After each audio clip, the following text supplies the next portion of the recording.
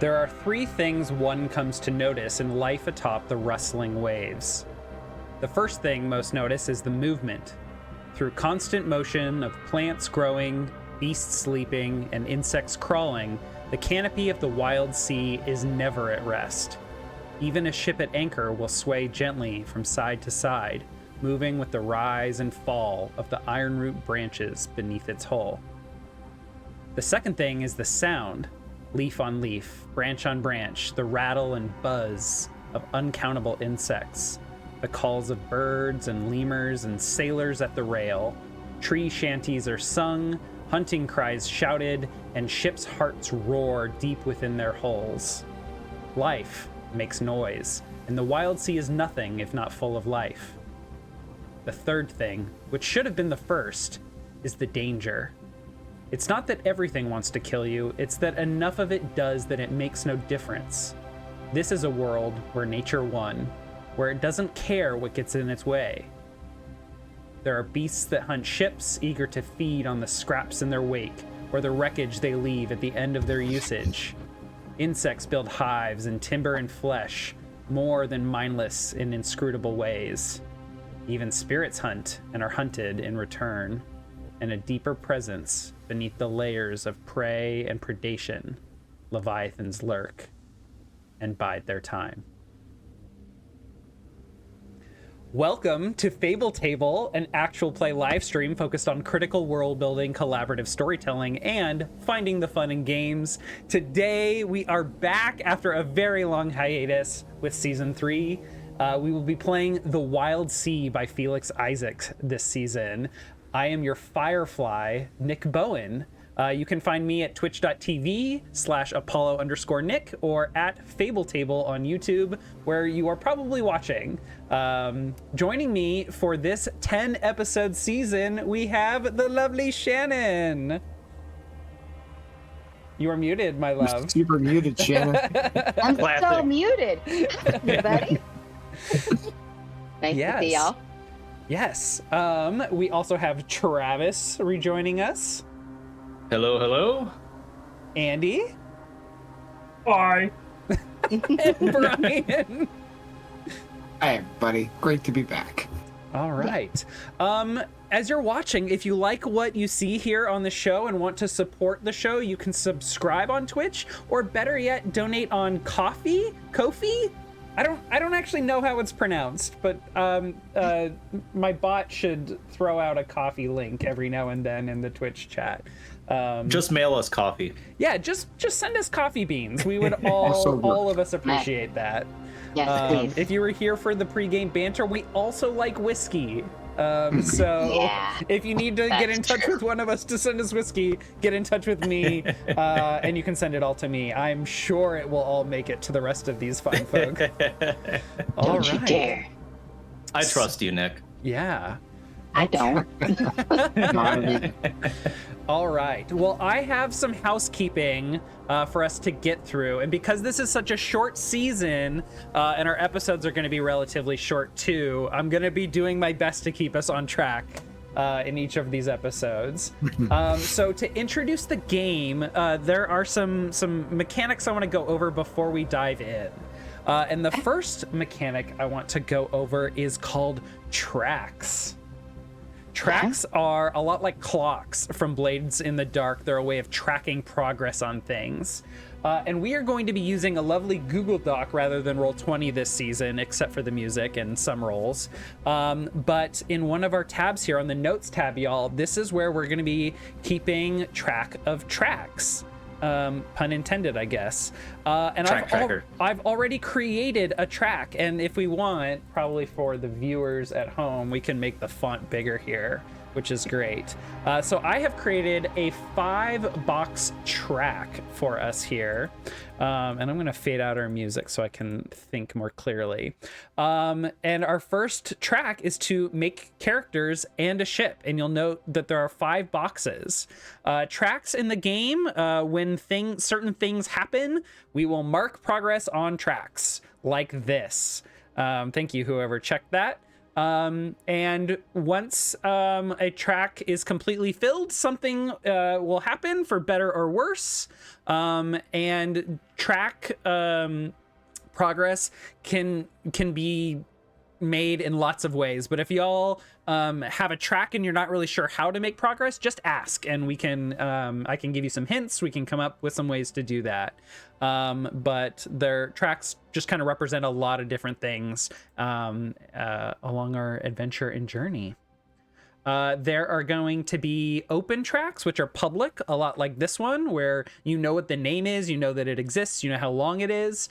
There are hidden tracks that you know exist. You might know the name, but you don't necessarily know how long they are.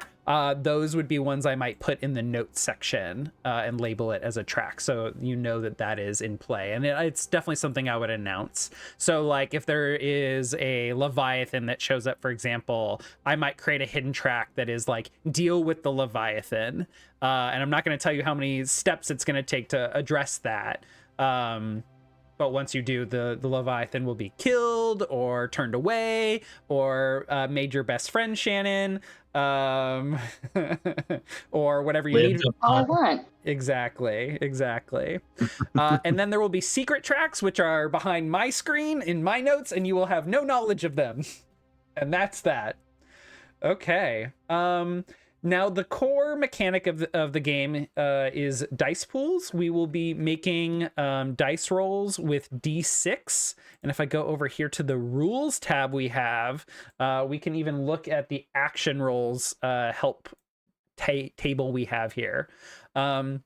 Characters will be using things called edges, their skills and languages, and advantages, which we will get into all of those things here in a little bit, to build a dice pool up to D6, and whatever the highest die roll is their represents what level of success or lack thereof they achieve. A 6 being a triumph, a 5 or a 4 being a partial success or a conflict, and then a 1, 2, or a 3 is a disaster. Even if you are rolling an action, players, that you don't have an edge that makes sense for it or a skill, you can always still roll 1d6 on any action that you describe. But if you have no dice from skills, advantages, or edges, you would treat a 6 as a 5 or a 4. You cannot have a complete triumph when you're rolling without any dice. And then another cool mechanic of this system is something called twists. If you roll doubles, like regardless of what your highest die is, if there is a double in the dice that you roll, this signifies that something extra and unexpected will happen as a result of this action, usually related to the action or the current situation. They are often something beneficial, but they don't always have to be. But you are not in control of the twists, and not necessarily am I. It is an opportunity for the other players at the table to pitch to the group a twist. So it involves the other players. A fun little mechanic. Okay. We could say like somebody has like hot dog hands. Is that fair to say? Can you give us an example, Nick? Sure. Yeah. Then let maybe Travis come up with a twist, because sure. That's a good idea. Okay. Let me find the twist. hot dog hands scare me, and I need a better mental picture. Yeah. Speaking of hot dog, we need a better example of hot dog hands. Please display, Nick. Yeah. And also, that is going to be a great segue to our safety check-in and talking about lines and veils. Shannon. Okay. Oh my gosh, where did this? Where is the twist section? Here we go. So, Cody, playing another one of Rhea's crewmates, suggests that the engineer might recognize a family resemblance in Rhea's character to a previous customer. After all, blah, blah, blah, that is a really complicated example. So let's say you are fighting like a plant Leviathan, and you go to like chop off one of its like ivy arms, and you roll a twist while doing that. It might be a a conflict where you get some success, but you also get like knocked back while you do, but there's a twist in there. What could be a twist in that situation? Any ideas for what a twist could be? Get knocked off a branch and fall into the undersea or whatever, or I don't know. Yes, a change of fictional position could certainly be one. Mm. Okay. Maybe when you're knocked back, your teammate notices a vulnerable weak point in the limb that you sliced open. Maybe like a gem encrusted like heart of the Leviathan inside the arm. That could be a good one. Or your weapon gets knocked into the Wildsea and it's gone, and you're fucked. Yes, That's yeah. fun. Weapon could break, or be knocked away from you. That could certainly be one. Twists are something that are not supposed to change like the actual result of the action, so they don't cancel out a like disaster or neutralize a triumph. I was also thinking you could like maybe you get like a new specimen, like maybe you chop off and there is like now some, I don't know, like ivy aloe of this Leviathan now that you could scoop up after the combat, and it's got some sort of interesting property yet to be discovered. So yeah, twists are a really exciting opportunity to just add like new opportunities and flavor and excitement to the story. Okay, so next we have our safety check-in. We've done a lot of work in our pre-production to come up with lines and veils, which are a really useful safety tool of the things that we just like absolutely do not want to see in our story, or things that might come up but then we kind of like fade to black or move on when they do, things we don't want to focus on too much, and we have a really cool tab in here that will that folks can look at. I'm actually in the description of the YouTube video and in the chat right now. I am linking this Google Doc. I forgot to do this earlier.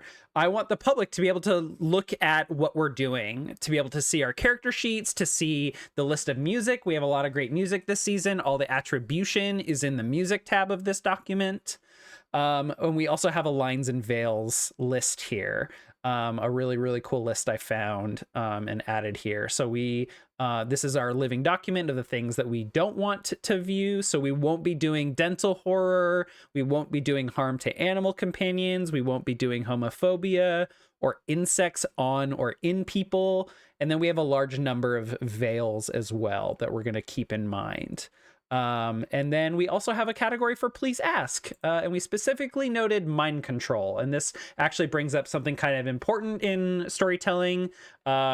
Please don't like force other people's characters to do anything that they're not comfortable with, especially if you are going to try and establish something about their backstory. Ask, like, pitch it to them and ask them what they think of it. And when it comes to mind control elements, which I don't think there are many of, especially given the direction many of you all took with your character concepts, I don't think we'll be dealing with mind control here. But still, I think that's a big please ask. We will also be invoking the proverbial X card.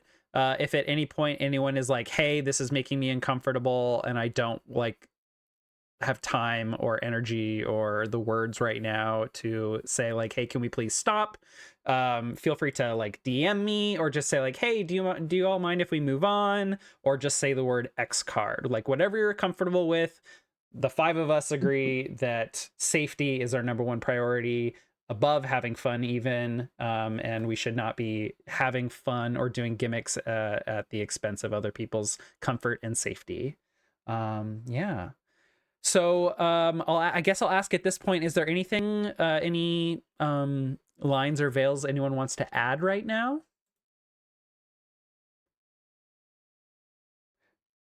This is a living document, so we can always change this. And I feel comfortable having that conversation with all of you. Okay. All right. One other thing that's kind of the inverse of it's not the inverse of, but kind of within the same vein are hell yeahs, and these are things I'm asking the players, like, hey, what are some things you really, really, really want to see this season? This being a really wild and hyper creative kind of fantasy setting. Well, really a blend of fantasy and sci-fi. Like, we can do anything, but also I know that as tabletop players there are some kind of tropes or gimmicks that we all like to see. It's very common in Fable table seasons that we have moss show up, so I see someone in the hell yeahs put moss. We have crafting cool shit out of scraps and spare parts. That's really good for me to know, to be able to throw lots of salvage at you all.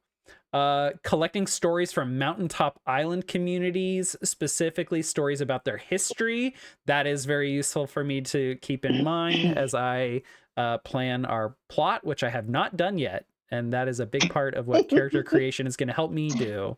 The Dirt Man. Whoever wrote The Dirt Man, can you please elaborate? We keep a little dirt under our pillow for the Dirt Man. Okay. Come take every culture has a boogeyman. Okay. And I would think that people who live high up on the trees would maybe be raised with a fear of the dirt dwellers. Soil. People from, hang on a second, I'll use the right term here. People from the sink or the drown or the darkness under eaves. Thank you, Andy, for pointing at that we have a terms tab here with lots of language that's going to be probably challenging for all of us, having never played in this system before and not yet internalized it. But as you can see from this beautiful overlay we have down below, there are many layers to these 1 to 2 mile high trees that make up the sea, really. The thrash being the top where we live and where our ships are, the tangle being just underneath that, and then there's the sink and drown, which are really deep in the trees, past the point of no or low return rate. And then the darkness under eaves being the bottom where the roots are. And I would think that soil creep being what it is, dirt would exist, but would be very rare at the top, and people could. I could see a superstition being built around keeping a little bit to protect yourself from the people of the soil. I actually really do like that. Thank you, Andy. Inspired by a dumb song from social media called "The Dirt Man." Okay, I'll have to listen up on the Dirt Man. I'll get you your artist. Hang on a second, because we appreciate and name artists here. Okay. Explore different vertical levels. So Carter Vale. What? Carter Vale is the name of the artist. Oh, thank you. Who created the Dirt Man. You said the word veil and it instantly triggered something else in Nick's mind. Yes. Right. Yes, it did. That's a very loaded word. Yep. Okay. The band is called X Card. Oh, wait. You're teasing me. I actually wrote that down. Okay. So exploring different vertical levels. Yes. So most of life in the Wildsea stays in those top 3 layers.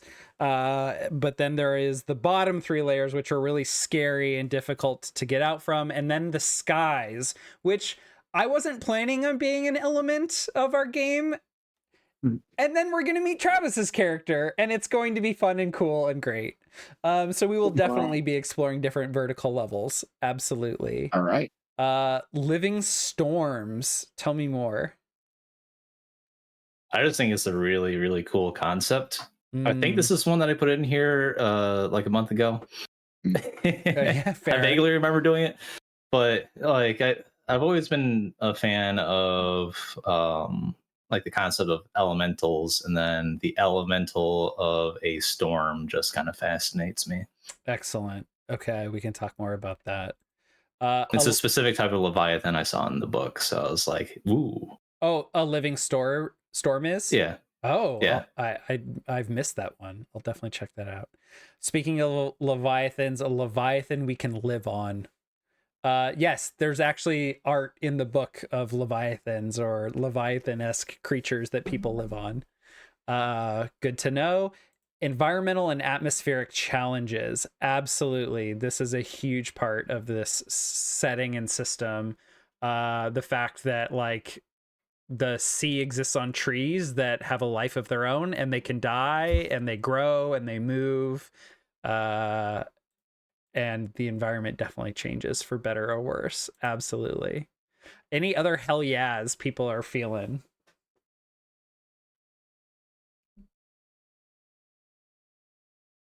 It's hard to say right now because we haven't Yeah. like gotten into it Yeah. yet. Yeah. But I know that the further we get into this and the more we're introduced to our characters and the world and gameplay, like I'm sure that I'll add a few more. Okay. Great. This is, of course, Same. a living This world is document. thick. This world is Yeah. thick in all sense of With the 3 word. C's. Whoa. Mm. That's almost too many.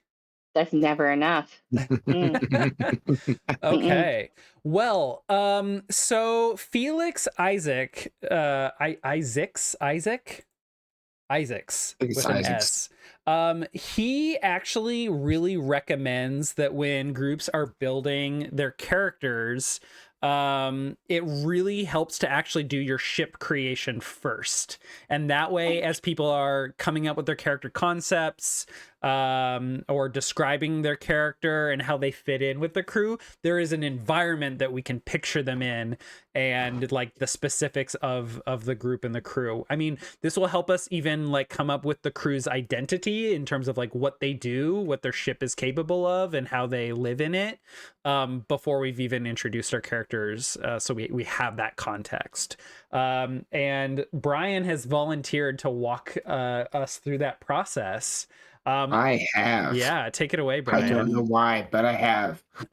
Friends, when we create our ship here for the Wildsea, we are all going to get something called stakes. Stakes are things that we use to build different aspects of the ship.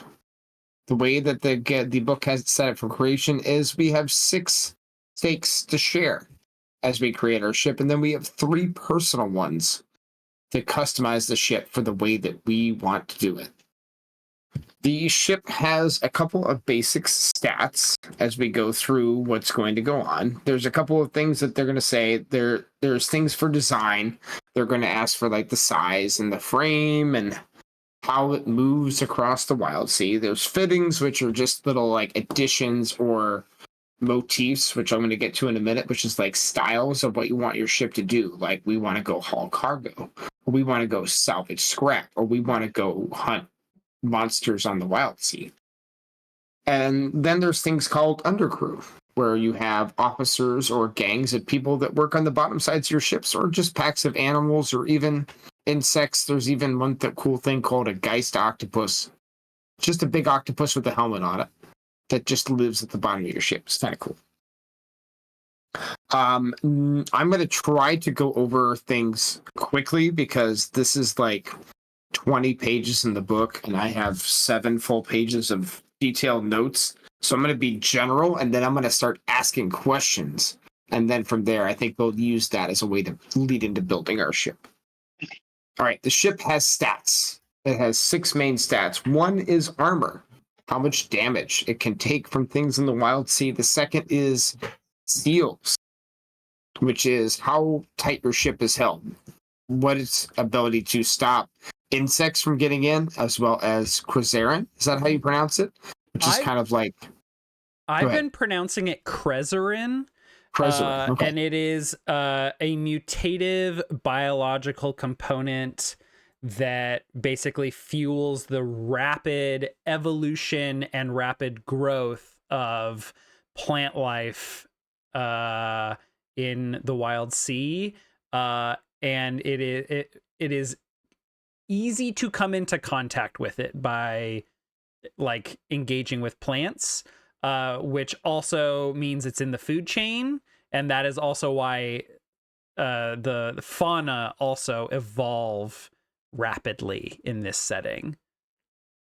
Is it kind of like a sap? It can be whatever we want it to be. Okay, cool. Sap, mist. So, yeah. Anti-blight. I imagine it's just airborne because it's like plants, right? Like it's in everything, right? Yeah. There's Or a like be all a of it. chlorophyll or something like that. yeah, exactly. Yeah. But yeah, Krezerin is how I've been pronouncing it, but pronounce it however you want. Krezerin Right. also sounds cool. The Prezi. The Krez. The Krez.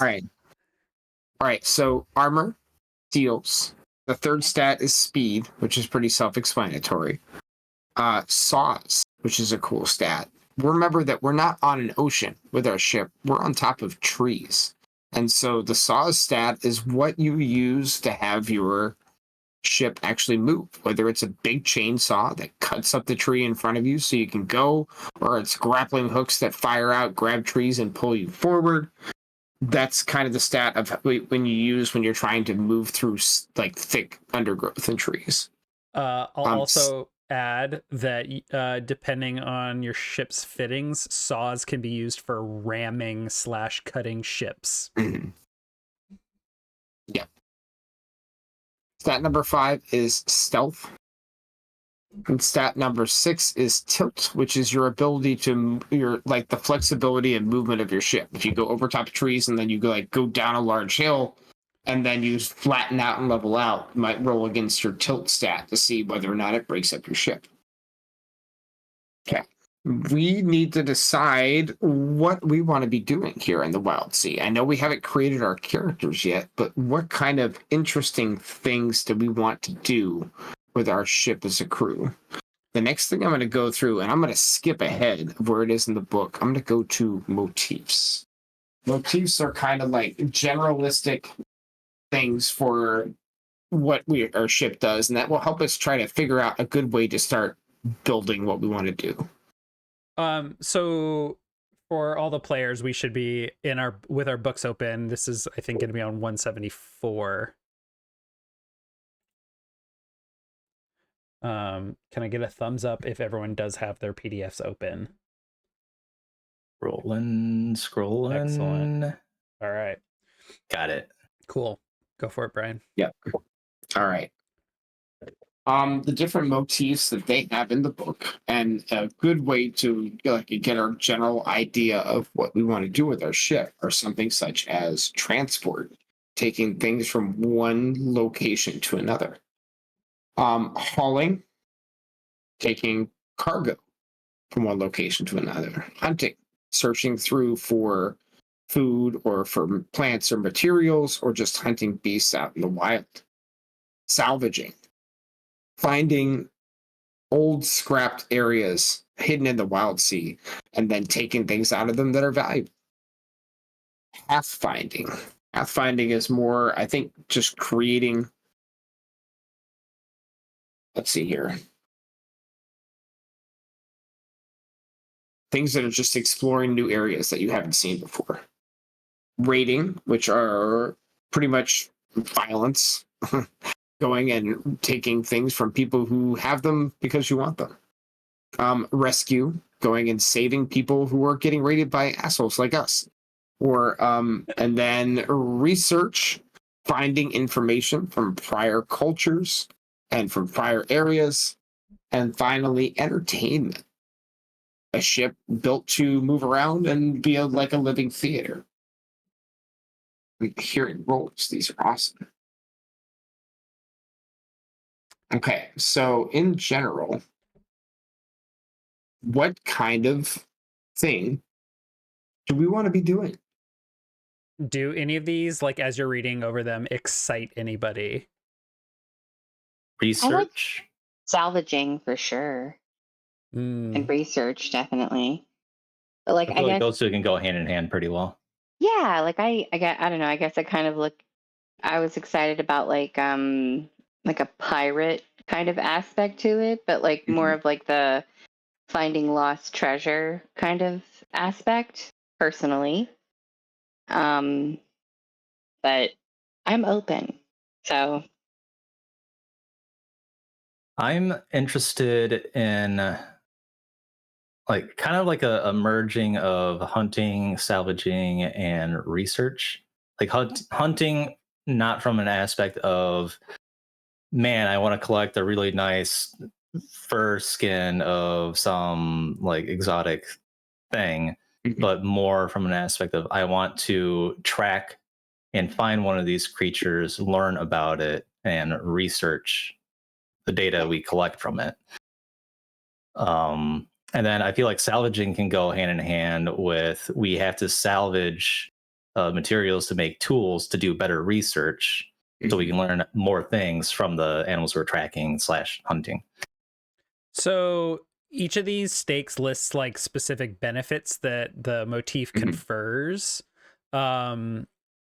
The hunting one says like you have trophies of bone, fur, and chitin on display. You have a modified cargo area for animal pens, and you have an array of hunting and butchery tools that you can use for damage and crew fighting. It doesn't sound like that might be what you were interested in specifically, Travis. Like it sounds like the research aspects might be of more interest to you, but I could also see salvaging being really interesting. And just because you have this motif doesn't mean you can't do other things, of course. Right. The motifs essentially are nice to give you additions for your ship that lead towards what you want to do. Go ahead, Shannon. Yeah. Oh no, I'm sorry. I didn't mean to interrupt. I was just going to say, I think that transport also would lend itself maybe to, I mean, obviously we don't want to be like a cruise ship or anything, but it would allow us to meet people who are seeking transport, some interesting NPCs who might then impart knowledge about where we could find cool treasure, or people who are in need of aid, or what have you. Just throwing that out there as a possibility. I don't know. I think we're all kind of like, I can't speak for everyone else. I know I personally am not super interested in like trying to like, to be a raider. That's not really super interesting to me. I don't want to hurt people. I just want to like find cool shit and make myself powerful. But that's just me. But if that's something you guys are interested in, I can always get on board with that. So, hey, Andy, what interests you? I'm so curious to explore the world, and the research sort of angle, I think, is a really good vehicle for that.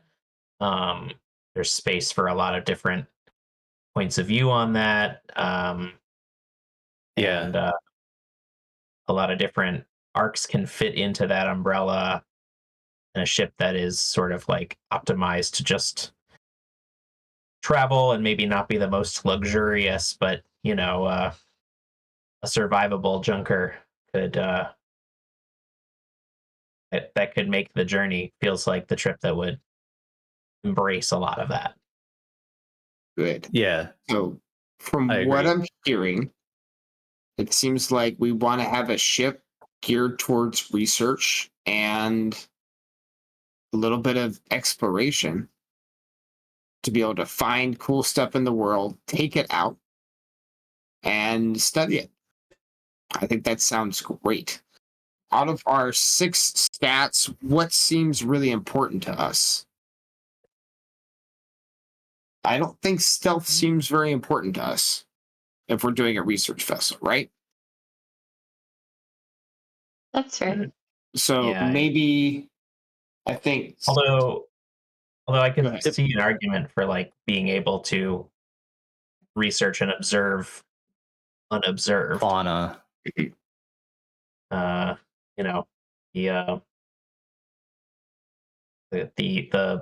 hunting blind, sort of.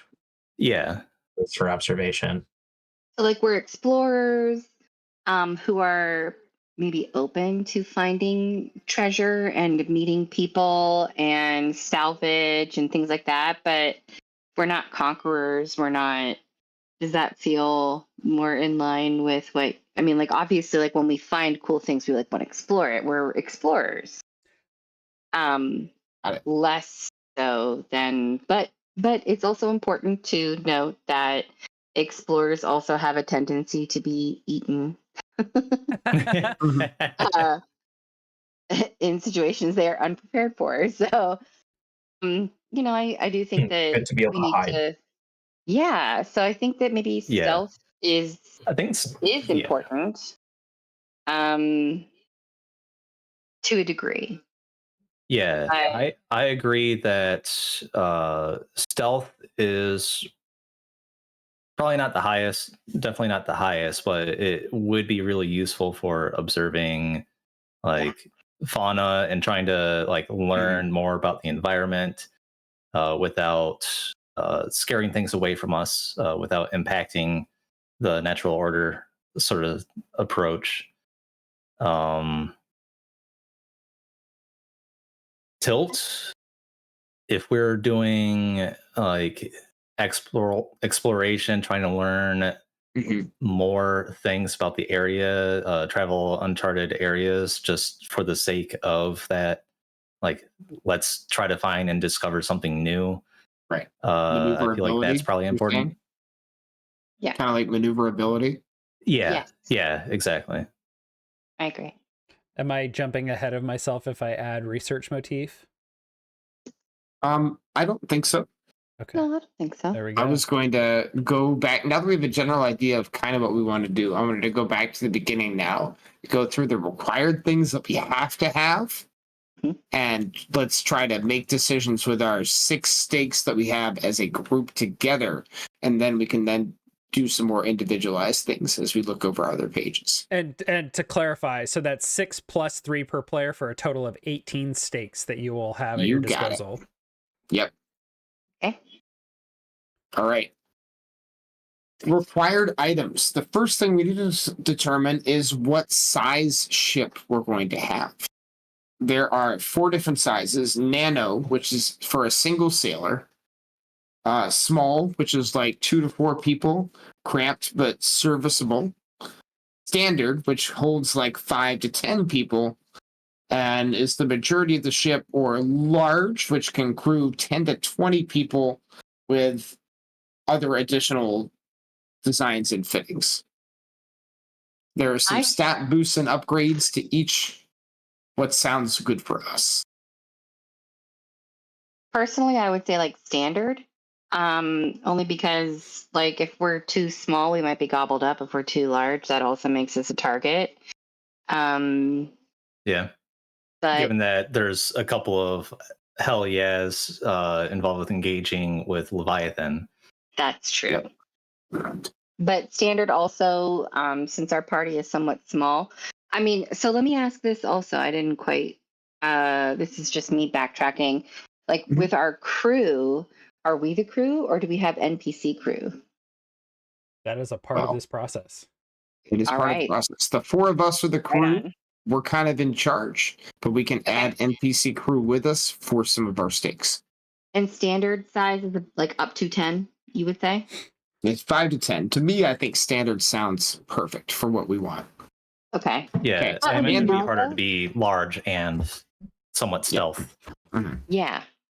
That's my vote, but again, amenable. So good. All right. I second. Wonderful. I figured you'd want more mouths to feed, Andy.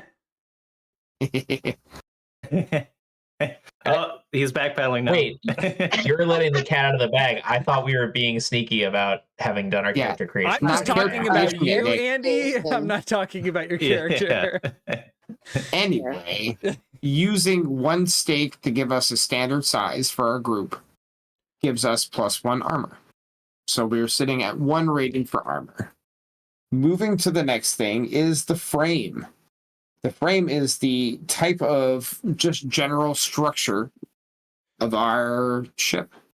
The options available to us are sturdy, built to last in place of temporary things, molded, which is a single unbroken structure, start to finish, light, made with light materials, siding, angled and sharp to help us cut through the waves. Sleek, which is just kind of something to reduce noise. And flexible, moving and bending. Each one of these gives us a +1 to what I'm sure you can figure out is the relevant stat that is associated with that. What page is this on? 167. We are 167. going back a little bit. We're at page 167, thank you. 167. Thank you. We decided that tilt and stealth were important things for us. So if we pick flexible frame, that gives us +1 tilt. If we pick a sleek frame, that gives us +1 stealth. Are you guys in a different resource booklet than I am? Do you have the spreads or the single? The singles. It should still be page 167. 167. On the PDF, not necessarily like. I'm looking at an image that says page 167, but it's aspects of an aviary drake. Oh, you've probably got the expansion book open, Andy. Oh, yeah. Does it say storm and root on the tab anywhere that you have open? No. Nope. Second.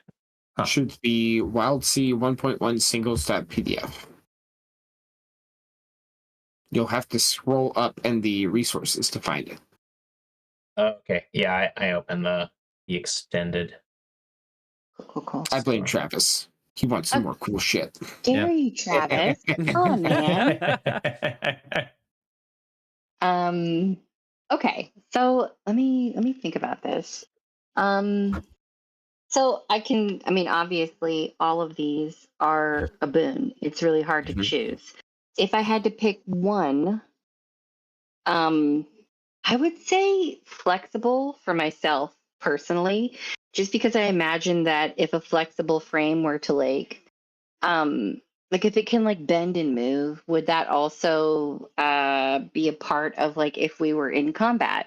Like if we were hit, our frame would maybe bend under the pressure of a direct hit versus exploding. You know what I mean? Like I want to think long term, like in terms of sustainability. I feel like flexible would be my vote personally. That would be up to how you role play it, I think, and up to how Nick reads it. If we say that we're avoiding it by moving in between trees and ducking around structures and bending and moving, or trying to swing the wheel so we take the hit to the side like a pit maneuver, then maybe we could argue to use the tilt of our ship in whatever role we were doing. So of all of the ratings, both the ship will then have a track for that stat that represents kind of your health of that stat, and it also represents how many dice you get to roll on actions like that the ship is doing. And in this system, both like offensive actions or defending yourself in response to an enemy's attack that I describe, you decide how you respond and then you build an action rating. It, I think, is going to be the same for the ship. So yes, like if you choose to respond to like circumstances that are threatening your ship, whatever stat you're deciding to use, that's how many dice you're going to roll. So okay, you know, having tilt could be really helpful for getting the ship and the crew through a risky situation, like if there's like a what's it called, I haven't added this, like when a tree just like falls out and there's a sinkhole in the sea. Like flexibility could be and tilt could be really useful for that. But if you don't, but like alternatively, if you're trying to sneak up on a Leviathan without drawing attention, or get by some pirates without them seeing you, the sleek frame is going to be more helpful for a stealth roll. So, you know, my vote is kind of leaning towards sleek. I'm sure there's going to be like another option that allows us to have more tilt. I will tell you that pretty much all of the 4 or 5 required things all are different variations of build this stat or build these 2 stats together. We can absolutely do stealth now and get tilt later. Yeah. Plus we'll have personal stakes that we could use to upgrade. Like right now, all these things cost 1 stake. Later on, like engines might cost 2. And then we could get 2 stats out of that if we want. So we should pick one, move on, and if we really feel like we're short 1 stealth and we need a tilt, we can always come back and switch the frame later. Let me ask this. I'm just going to posit this. Does anybody have a stake in either the sturdy or the molded or the light for any of the other frames aside from sleek or flexible that you would like to put up for a vote? Cool. Yeah, I follow you guys for this one. Right on. Okay.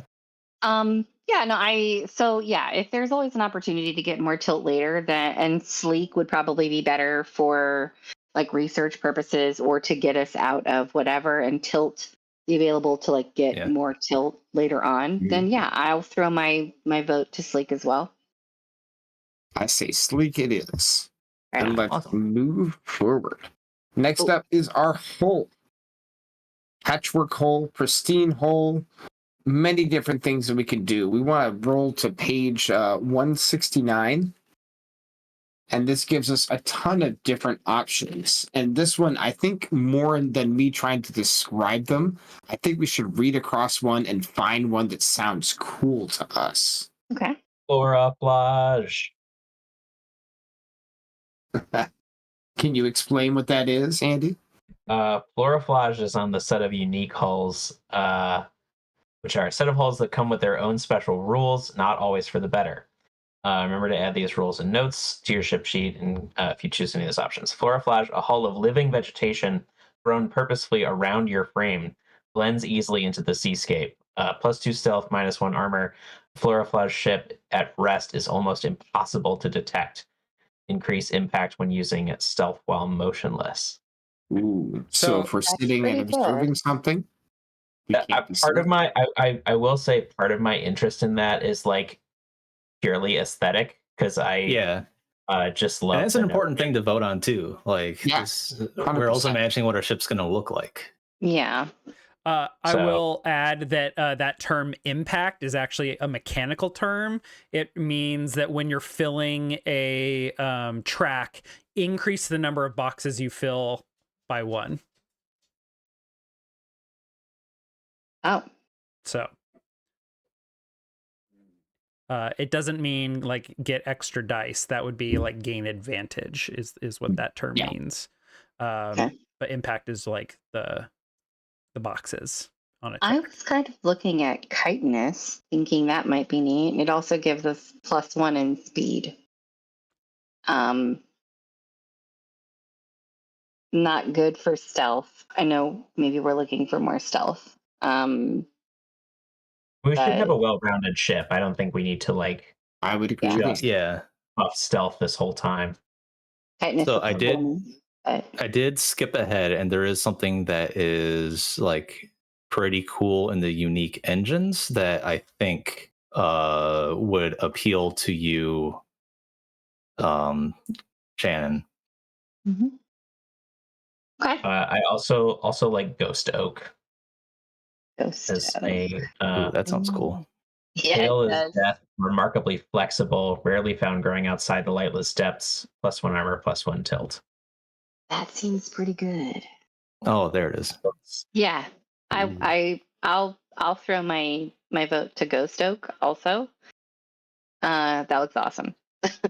So I think that sounds great, and it kind of fits with what we want. We wanted to get a little bit of tilt. This would give us more armor.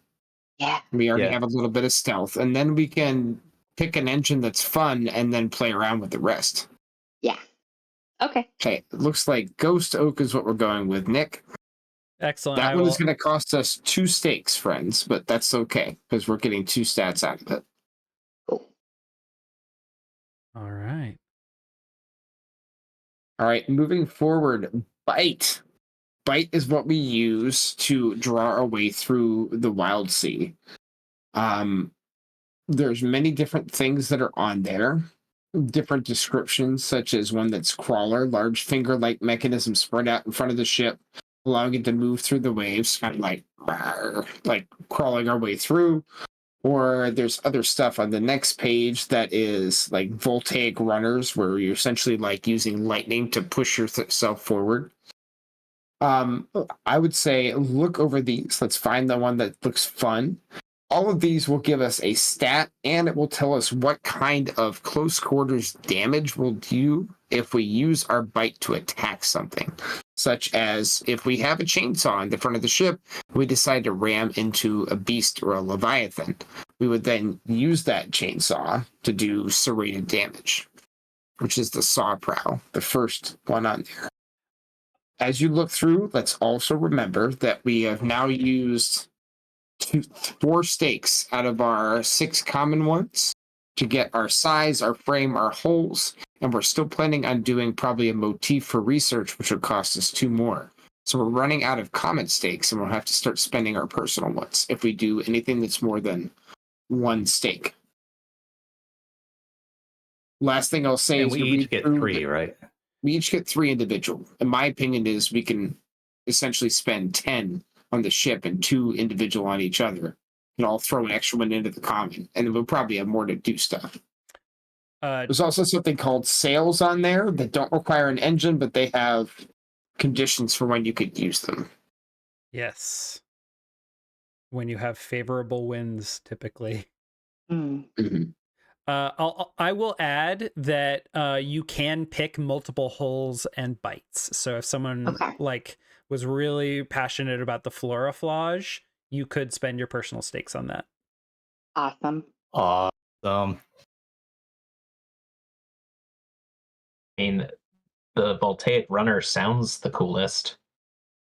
Voltaic runner. It's on 171. Ooh. Crackling with barely contained lightning, these outboard contraptions let a ship just float just above the churning branches. Think like like Matrix. Trapped in the Matrix. Yeah. That sounds really cool. I was looking at the tentaculari. Tentacular.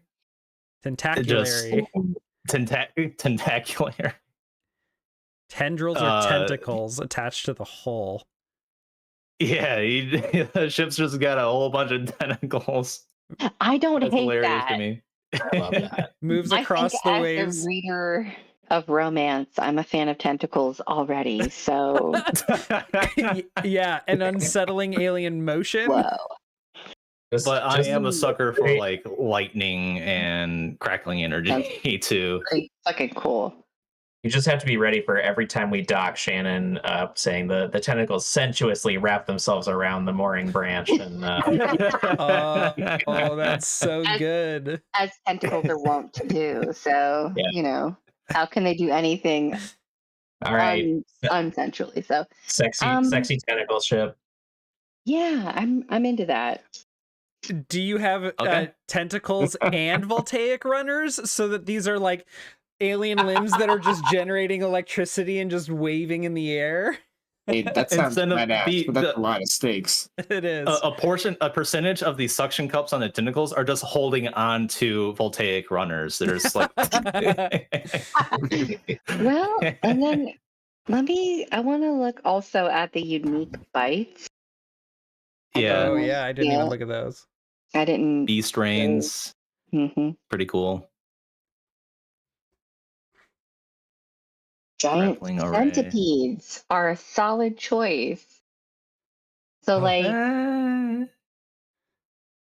that's what the book says. That's what the book says. You're talking about the navipede limbs? The beast reigns. Unique bites on page 171. Oh, okay, because navipede limbs has centipede legs on your ship rather than harnessing a centipede. True, but those are like mechanical in nature, whereas beast reigns is an actual creature pulling the ship. Understood. Yeah. True, and navipede limbs is 2 stakes, where beast reigns is only 1. Oh, good point. So something to think about. God, I don't know. I am if we have a harnessed beast, it needs to be fed, right? That's right. That's true. Oh, That's something there to you think go. about. So maybe not. You know how I feel about tentacles, so I'll say yes to that guy. But we'll take runners. That also looks pretty fucking awesome. What's more so salt damage versus volt damage? What are we looking at here in terms of like So I don't know enough about the world to make on any the- kind of call. on the rules tab over on the is it the left? Yeah, at the bottom of the kind of like image, there is damage types in this like red box. Salt damage is crystalline in nature, dry, or banishment. Oh. And then what was the other one? Volt? Yeah. That's like electrical shock, paralyze. I like the idea of having an offensive option of the ship where we could stun potentially a Leviathan. So volt damage over the salt damage. Okay. I think that would be really cool. But these all sound cool to me. Like if you presented Voltaic Runners, Tentaculari, which is how I'm going to stubbornly choose to pronounce it, or Beast Reigns, like I wouldn't be able to decide between the three. They're very inspiring. I can envision like a million ways these could be presented, and they're all cool. So, but like what Nick said, can we get multiple bites as well, or no? Yes. Okay, so then maybe we just pick whichever one seems best to all of us, and if we feel especially passionate about having an additional bite, we can have salt damage and volt damage at some point, like in the creation. So yeah, I'm okay with either one. This moment in which we almost made a decision. There's a thing under the bites that says the wake that you leave. Because if we're trying to be sneaky, I assume that means we are also trying to leave less of a trail. Yeah.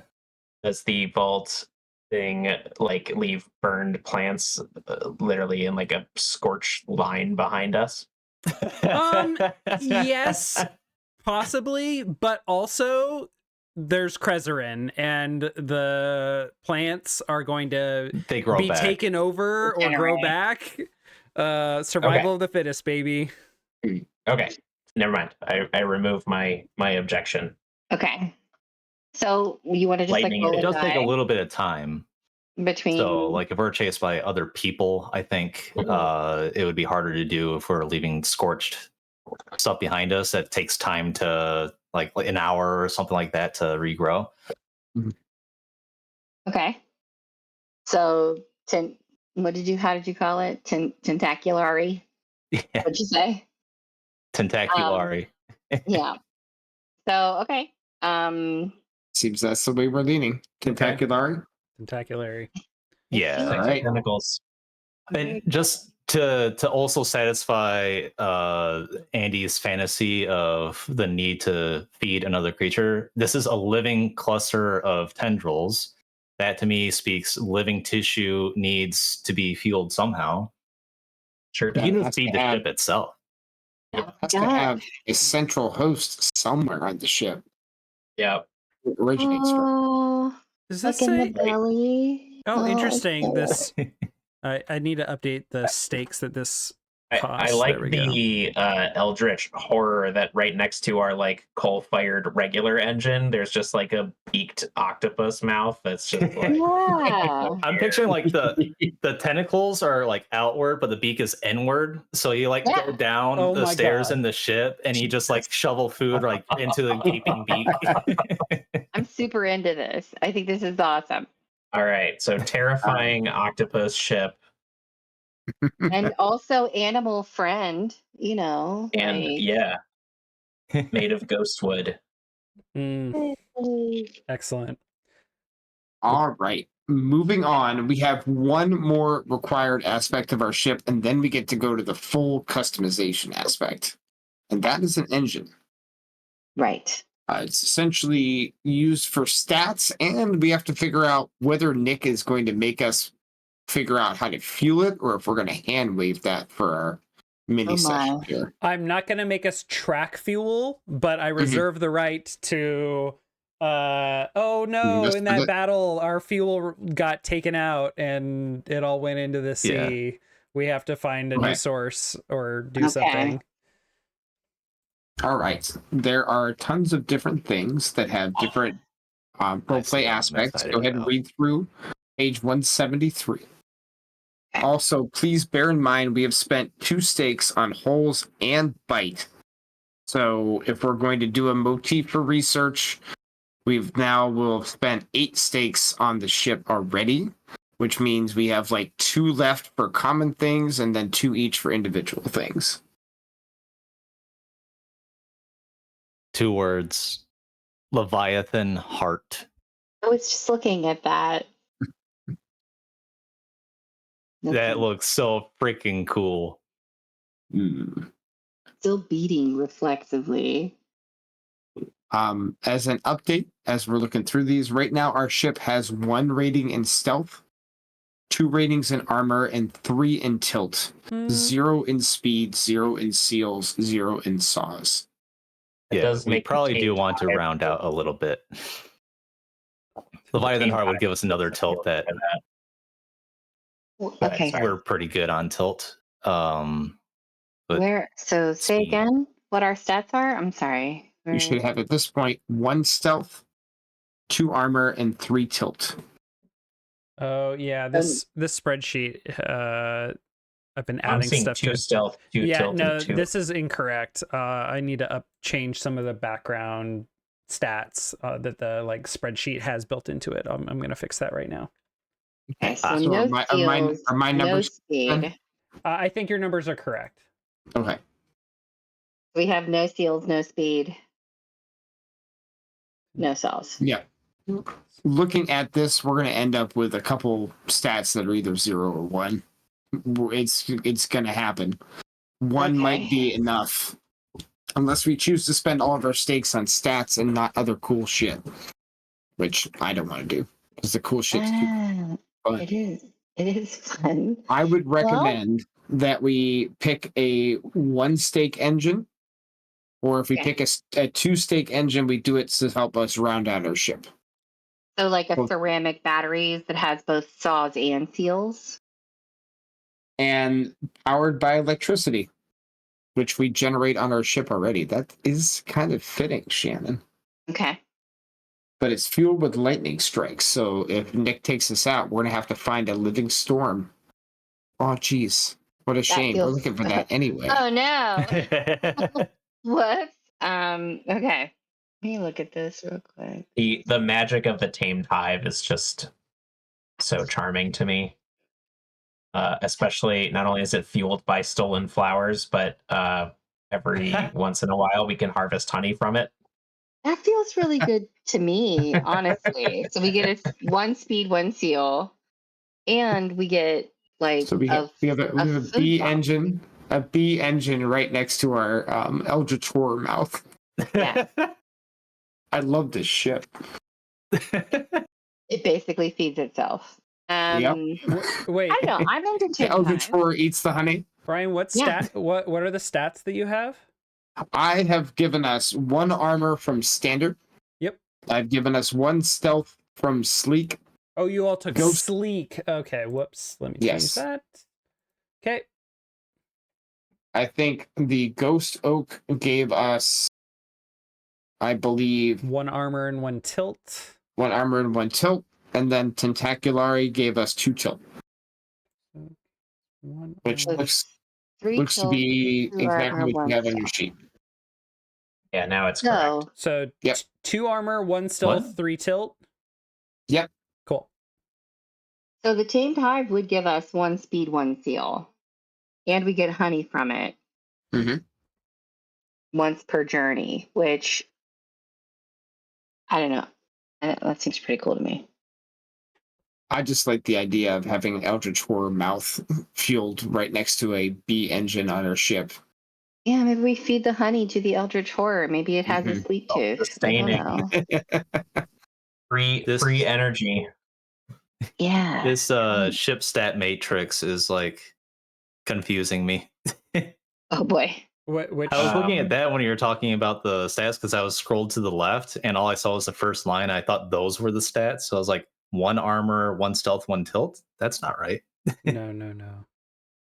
One other thing to think about. I don't know how mean Nick is planning to be with the Krezerin, the K Razzie, but I assume collecting stolen flowers to feed the bees would be bringing plant life onto the ship all the time, which I'm sure an evil Firefly could take advantage of. Whereas ceramic batteries, could be a little more of a closed system. Andy, to pick with your heart. No matter what you choose, I'm going to punish you.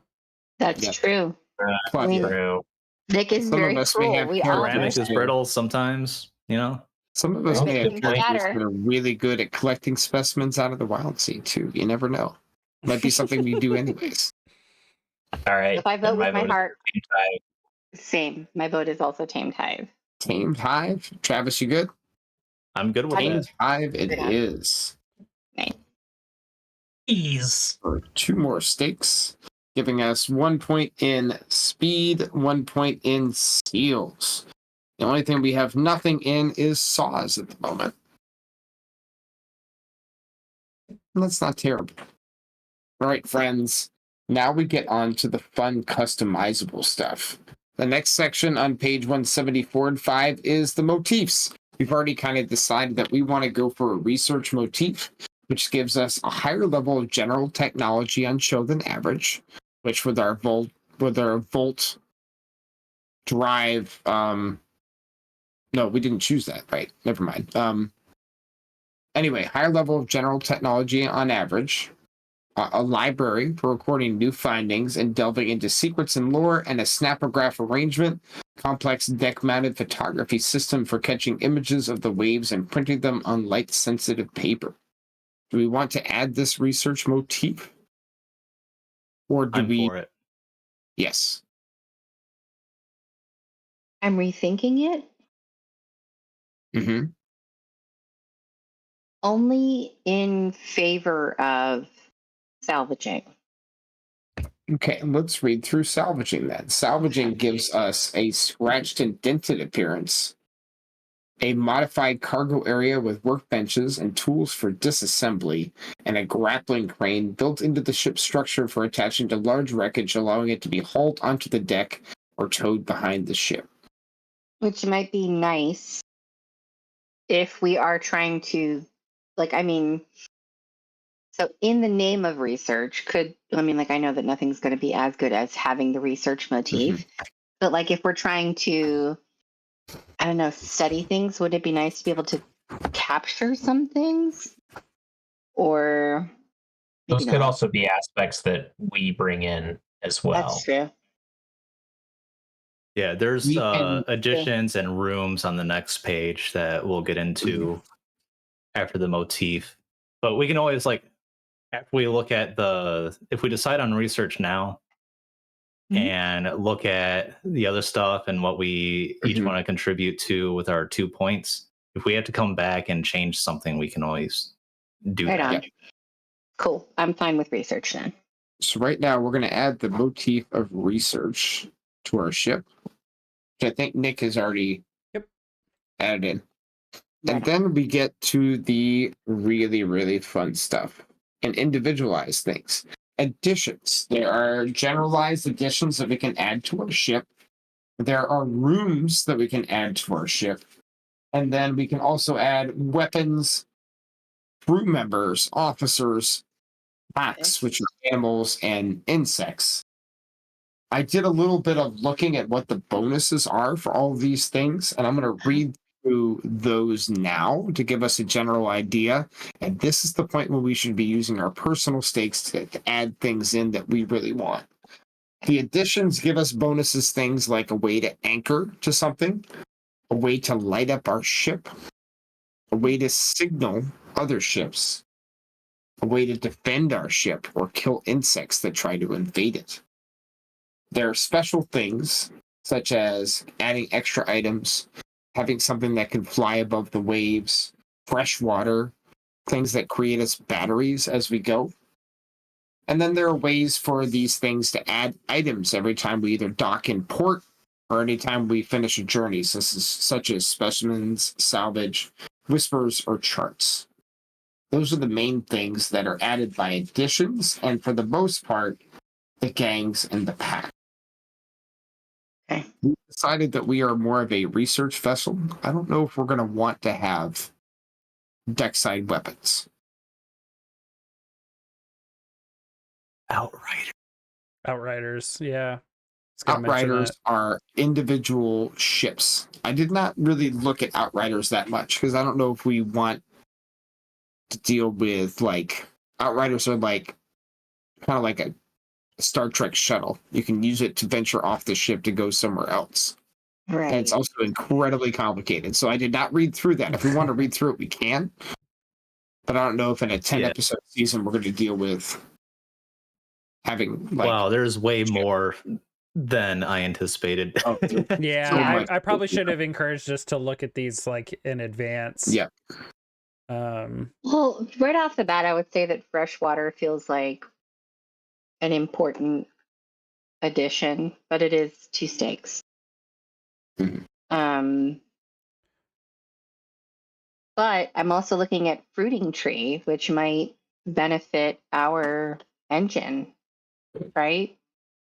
Because it's all supposed to be harmonious or working in tandem with one another. So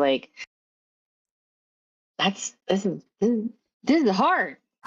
Yeah. Well, this is hard. There's way more to choose from still than I thought. Yeah. 2 stakes suddenly doesn't sound like nearly enough. No. Wow. No. So, okay. Okay. One last thing that cool. Lightning rod.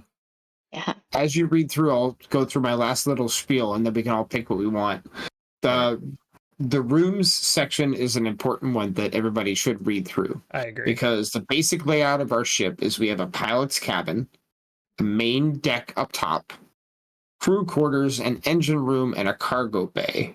And all of the other rooms that are on there are either internal or external structures that can be added into our ship for either one.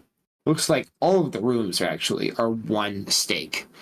I know as individual characters, for the characters that we have created, some of these things look like they might be highly valuable to us. Yeah. Remember, the research motif, we already have a room that we have already added in as a library. So if we eliminate the research motif, we could lose the library, or we can keep that for lore. Go ahead, Nick. I was just going to say, also think about spaces where we might have scenes on the ship. Yeah.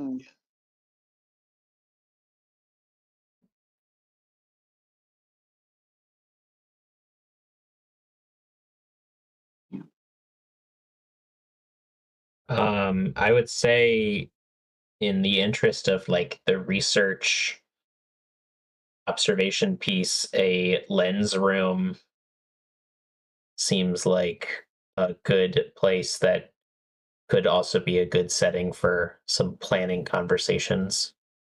Yeah, I was strongly in favor of that already. I wrote that down.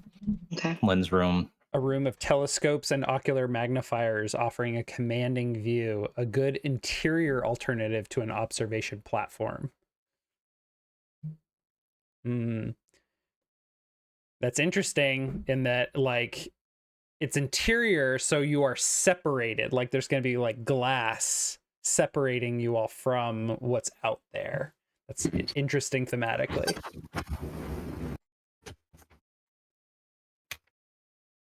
All right. While we look over stuff and banter ideas, I'll be right back. Yeah.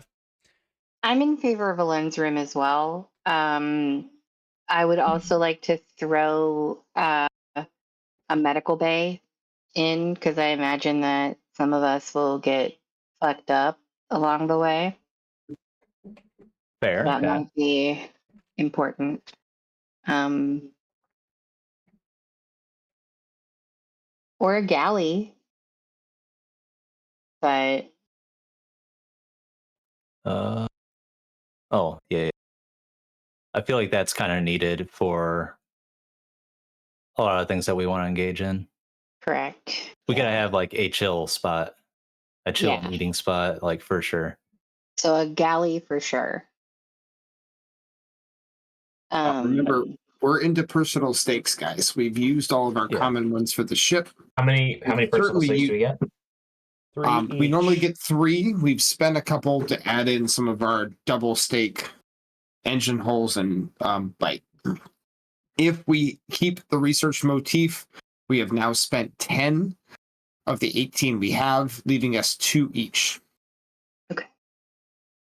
If we ditch the research motif, then we have 2 more that people can use.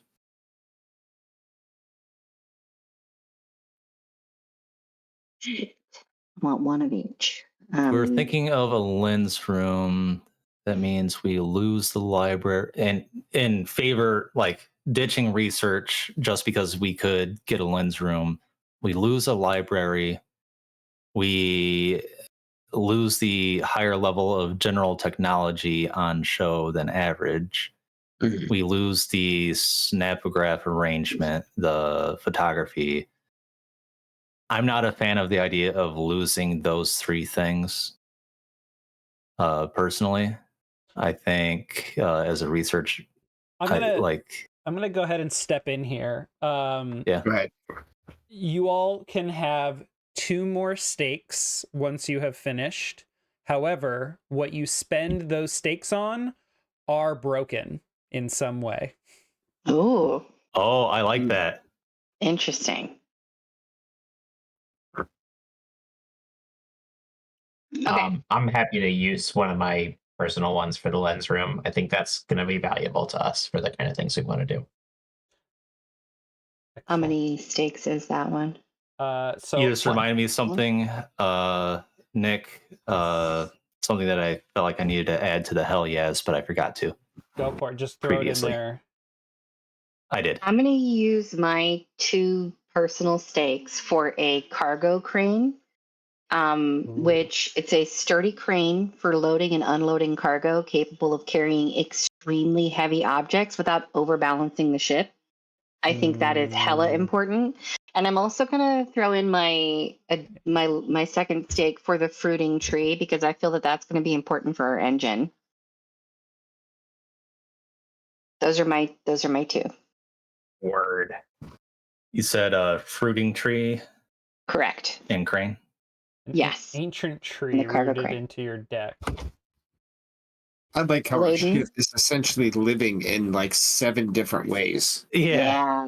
It's not a ship. It's a literal part of the Wildsea that just moves around. So the line for the fruiting tree is that it is an ancient tree rooted to your deck laden with fast-growing fruit, and you automatically acquire a fruit-based specimen when you use a task to tend to the fruiting tree. So I don't know. I feel like that's going to be important. Those are my picks. I like them. Okay, so I used one of mine for the lens room. I'm using the other one for the rig ropes. Is a general edition. Nice. Ropes strung up above the deck for various purposes. Climbed uses safety lines for trips over the edge, or hung with drying water. Rig ropes? Rig ropes. Got it. You've got a crane and rig ropes.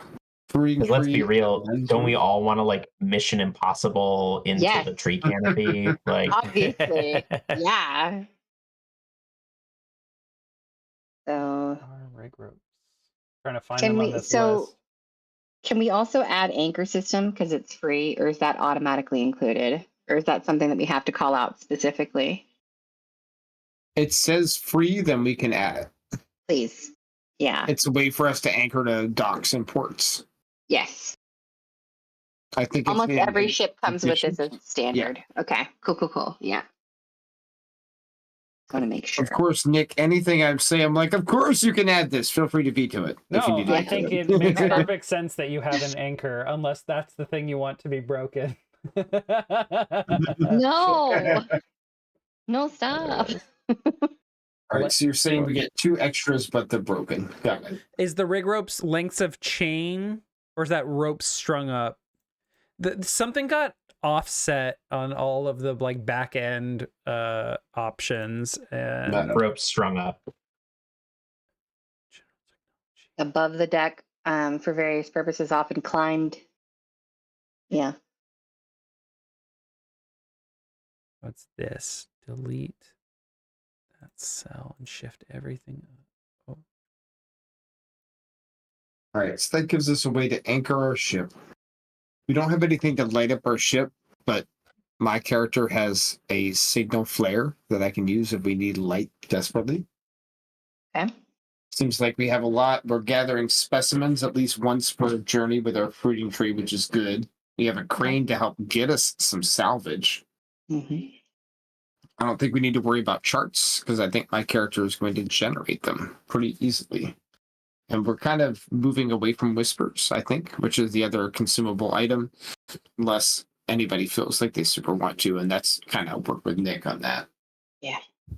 I know that we also have on our individual characters, which I'm sure we're going to go over in a bit, a couple of animal friends. So having a beast pack on the ship isn't really necessary if we already have animal friends, although who doesn't love the idea of squirrel flingers, which is one of the beast packs, my personal favorite. Tiny but ferocious, a pack of squirrels armed with miniature slings that fight at range to defend the ship. What was that? Squirrel flingers, a tiny but ferocious pack of squirrels armed with miniature slings that fight at range to defend the ship, gaining focus every now and then to deal blunt, keen, or spike damage. That's awesome. That's amazing. Okay, Travis, all what of our did you gangs, use? the undercrew are all 2 stakes, so that's going to be hard for us to use. I still have a couple stakes left to add in. Who else has one to add in? And then we have to decide one on things that are broken. Okay. I've used mine. Use mine Not my as well. broken ones, just my regular ones. You did the ropes and the lens room, Lens right, room. Andy? Yeah. Yeah. Has anyone chosen the galley yet? I've Not added yet. it. Oh, sorry. I shouldn't. I don't think anybody has claimed the galley yet. Might have a character who has his own heating element, so that could also be like a later addition that we don't have to decide right away.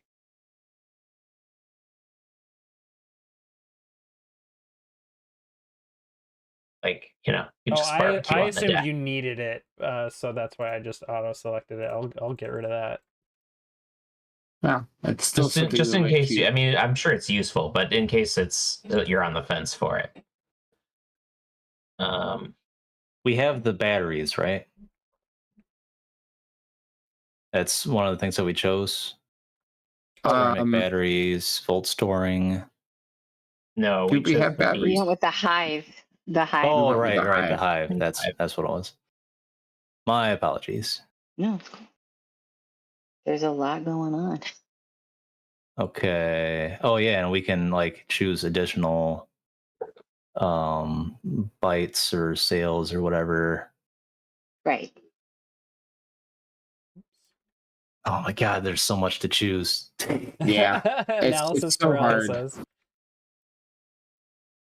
All right. I'm going to use one of my stakes on a navigational suite. A room devoted to the storage and uses of maps, charts, and navigational equipment. That is very personalized for my character. I still have one left, and I don't see anything that's jumping out at me, so I will happily use my last one on the galley. And that will put that on our ship as well, as that's something we had talked about potentially adding. I think it'll be a good place for scenes. Okay, navigational I like that. suite and galley. I really wish their these were regular unbrokens. Sorry. What's that? Everyone use their regular unbroken stakes. I'm counting 17 stakes that we've used. Does somebody have a personal I have one? 2 to use still. Oh. Just lost track. Oh, because the anchor system is free. Yep. No, never mind. Right. Travis says it's 2 to use. I'm liking that we don't have any weapons. Right. Other than our those are all. tentacular. The harpoon turret is interesting for getting attached to Leviathans, if that's something we're trying to do. That could very easily be what we use for our broken thing. We could pick a 2-stake deck weapon. I like have that be idea. what's broken. And then have And then we to can find a way to fix it. find a way to repair it. Yeah. I do like that. Well, out of the deck weapons, because we already have a whole weapon, we have our tentacles that deal salt damage as we move away. Right. So anything that comes close to us, the tentaculary can attack. Awesome. We can do long range damage. We have options for deck weapons are a trebuchet, a harpoon turret, a shrapnel cannon, a viper's tooth, a grand blast bow, and a storm rail. So we have blunt, spike, serrated, acid, blast, or volt damage. I feel like if we're accepting one of these as being broken, the Viper's Tooth and Grand Blast Bow are too tempting to nick. So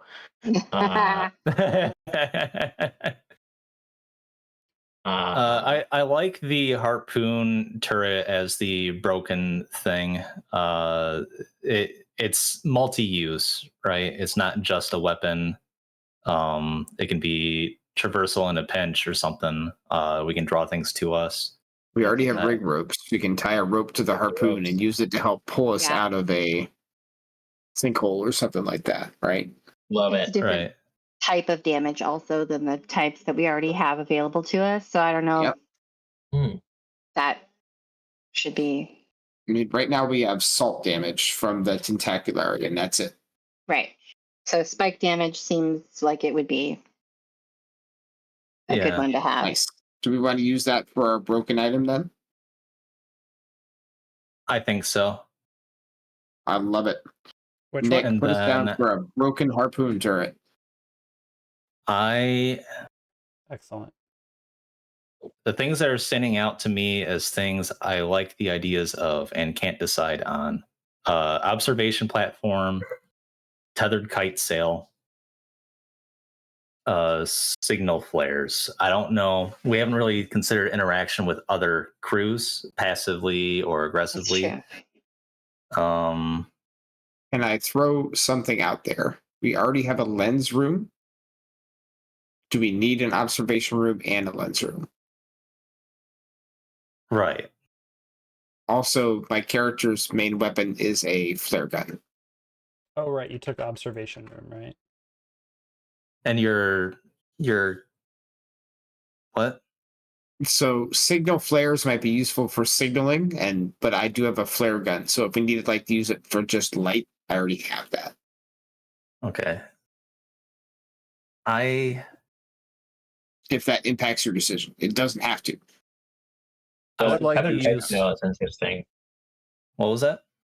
I was saying the tethered kite sail is interesting.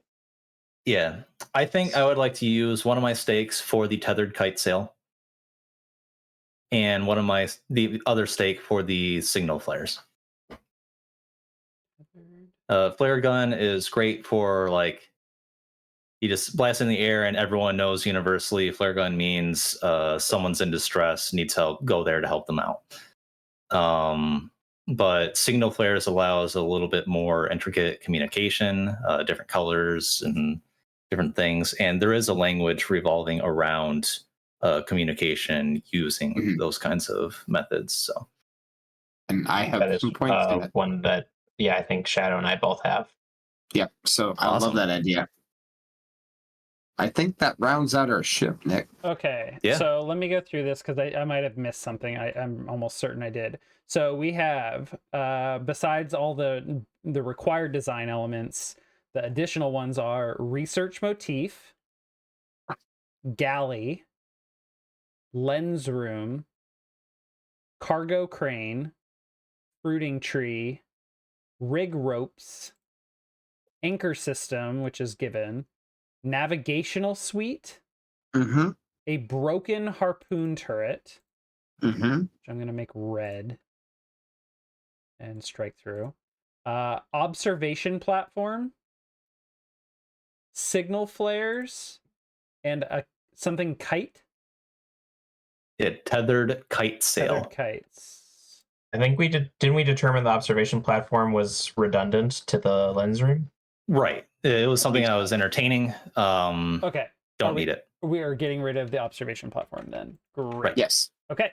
I just don't know if that gives us a stake back. I'm not It does sure. Because we've used everything. Okay, gotcha. This thing only for some reason had room for like 5 additional options, and then the thing that's summing up the number of stakes we've spent stopped working when I started adding additional elements, so I'm not sure. I have 1 stake on size, 1 on frame, 2 on holes, 2 on bite, 2 on engine, which gives us 8. Our motif gives us 10, and then we have 8 extra things that we've added: lens room, galley, navigational suite, cargo crane, fruiting tree, rig ropes, tethered kite sail, signal flares, with anchor system being free. Yeah. So that's 18, and then the broken turret is the 2 stake thing that is broken. Okay. I'm gonna add one more thing for you all. Okay. And that is going to be 1 kind of officer. Nice. And they are not happy with you all right now, and I need to figure out what that means. Since you all didn't take any undercrew, I'm adding 1, but they are going to be a point of tension for you all. Awesome. Love it. I want an NPC on the ship that's not an animal, so that's my compromise. Okay. It did not occur to me that not having like a gang or officer chosen literally meant that it's just us on the ship. It does. So Okay. All right. So we will need to come up with a name of the ship at some point.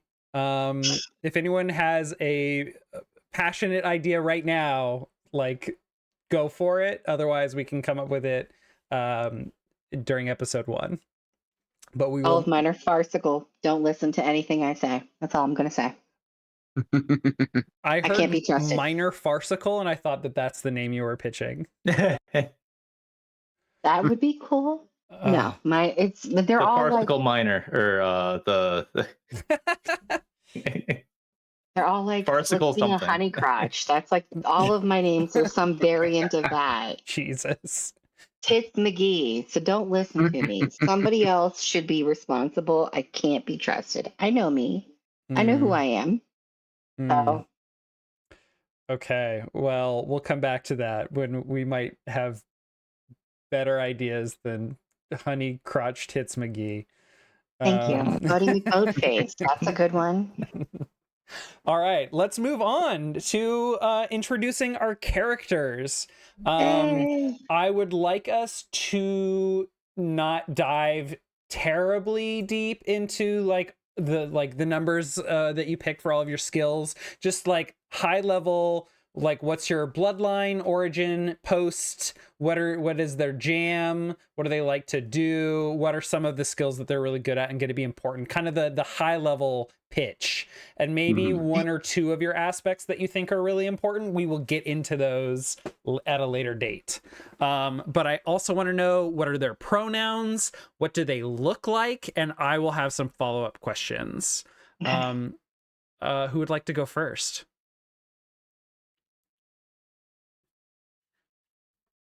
I'll go ahead and take you through Dil Streganon. Upon the merchant ship, the Streganona, which was just finishing a hugely successful journey, their cook was putting together a nice meal for the whole crew, and they were mysteriously fired upon by an unseen enemy, and the ship was destroyed. And a ship golem formed spirit of the incomplete meal, and in the wreckage of the ship. And then, just as he was forming, the ship collapsed further into the trees, and he died. And his weird makeshift golem soul clung to life on some of the things that were cooking at the time. And so now he is a ironbound, which is the golem class, anchored, which is the dead and clinging to life by some important physical object origin. Char, which is the chef post in this universe. Il Streganon, his name compiled from a spice jar that rolled over a life preserver with the name of the ship on it, Streganona. Dil Streganon goes by Dil for short. Fantastic. And Love it. Are these elements that are like the spice jar plus the life preserver, are those elements that are part of your character, and that's like it's as though they've got a name tag? Or sort of, yeah. I would like he's like made up. So the when I walked through the Ironbound creation, I sort of had this idea, and one of the aspects is ornate cannon, which is a huge ship's cannon loaded with explosive shells, deals blast damage. So I had this idea that their galley backed up to the powder magazine, and whatever sphere of golem energy that formed him also grabbed onto a tiny bit of the magazine. Which, if you're old sailing ship Navy person, I can talk your ear off about why that makes sense. yeah. And I had also latched on to some of the ghost aspects, including Phantom Blade and Spectral Violence. I see Dil Streganon as someone who is not only haunted by the meal he never got to feed his crew, or the meal that he never was himself, but also someone who wants to help other lost golems from shipwrecks, and maybe also find out more details about the mysterious attack on his ship that he has not solved. I love it. Okay, let me look at my list of questions I kind of prepared here. Does Dil have memories of any of the crew members, or from the perspective of anything in particular from the Streganona? Or like memories or just impressions of that life slash existence? I would assume, I would say, just from a story standpoint, that I mean, he's literally like born yesterday, died, came back to life. Like, I would say his strictest memories are just from wreckage. But I'm sure, things could trigger the accessing of like a memory that's in his marrow. Well, whatever ghosts have that's not marrow. Gotcha. I didn't hear you mention the object that is keeping you anchored to this world. Some Ironbound are just like a spirit that like grabs a bunch of wreckage and pulls it all together and becomes that thing. And then others are like kind of rooted in a sort of what's the word? Phylactery. Yeah. Oh, yeah. Phylactery. So yes, I would his anchor point is a lucky ironfish, which I encourage anyone to look up what that is. It's an anemia supplement, an iron ingot added to a soup pot to help people struggle with anemia, to add iron to their food. And that just happened to be cooking in the pot at the time. So at his heart is just like a iron fish. Hell yeah. That wants to help people who struggle with anemia. Let's see here. What is Dil's kind of like relationship with his body? Like, how does he kind of experience it? Is he very much like, I think you took the ability that lets you move through stuff. Is that right? Oh, yes, spectral violence. At moments you can become. Yeah, marked to become insubstantial for a short time, allowing you to float or pass through solid objects. So He's a jumble of kitchen gear and random bullshit that just happened to be loose and in the sphere of whatever made his golem.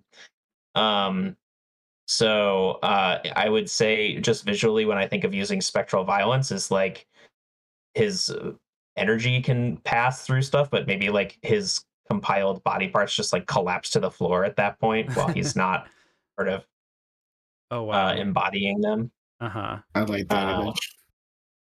And obviously resume their shape when he comes back. But that's cool. So yeah. Just made up of kitchen bits. The acid etched cook pot is another aspect that I picked, which has also become the head of his body, a overturned Dutch oven that is his his helmet / head. Yeah, I've seen the art you did for your own character, which I'm sure the viewers will see at some point soon. So and you've drawn like eyes and hands. Does Dill possess sorry, did you say he, him? Yes, Dill's pronouns are he, him. Does he like have like all 5 senses? He definitely has 3 senses. I would leave taste and smell out of it, which is also the great irony of his haunted desire to cook for people, which is also why I picked flavor engineer as one of his other aspects, which says you can treat salvage as specimens when creating meals. The results are still oddly I can't read the rest, it gets cut off, but the idea is that his food is nourishing, but it might be a little awkward. That's fun.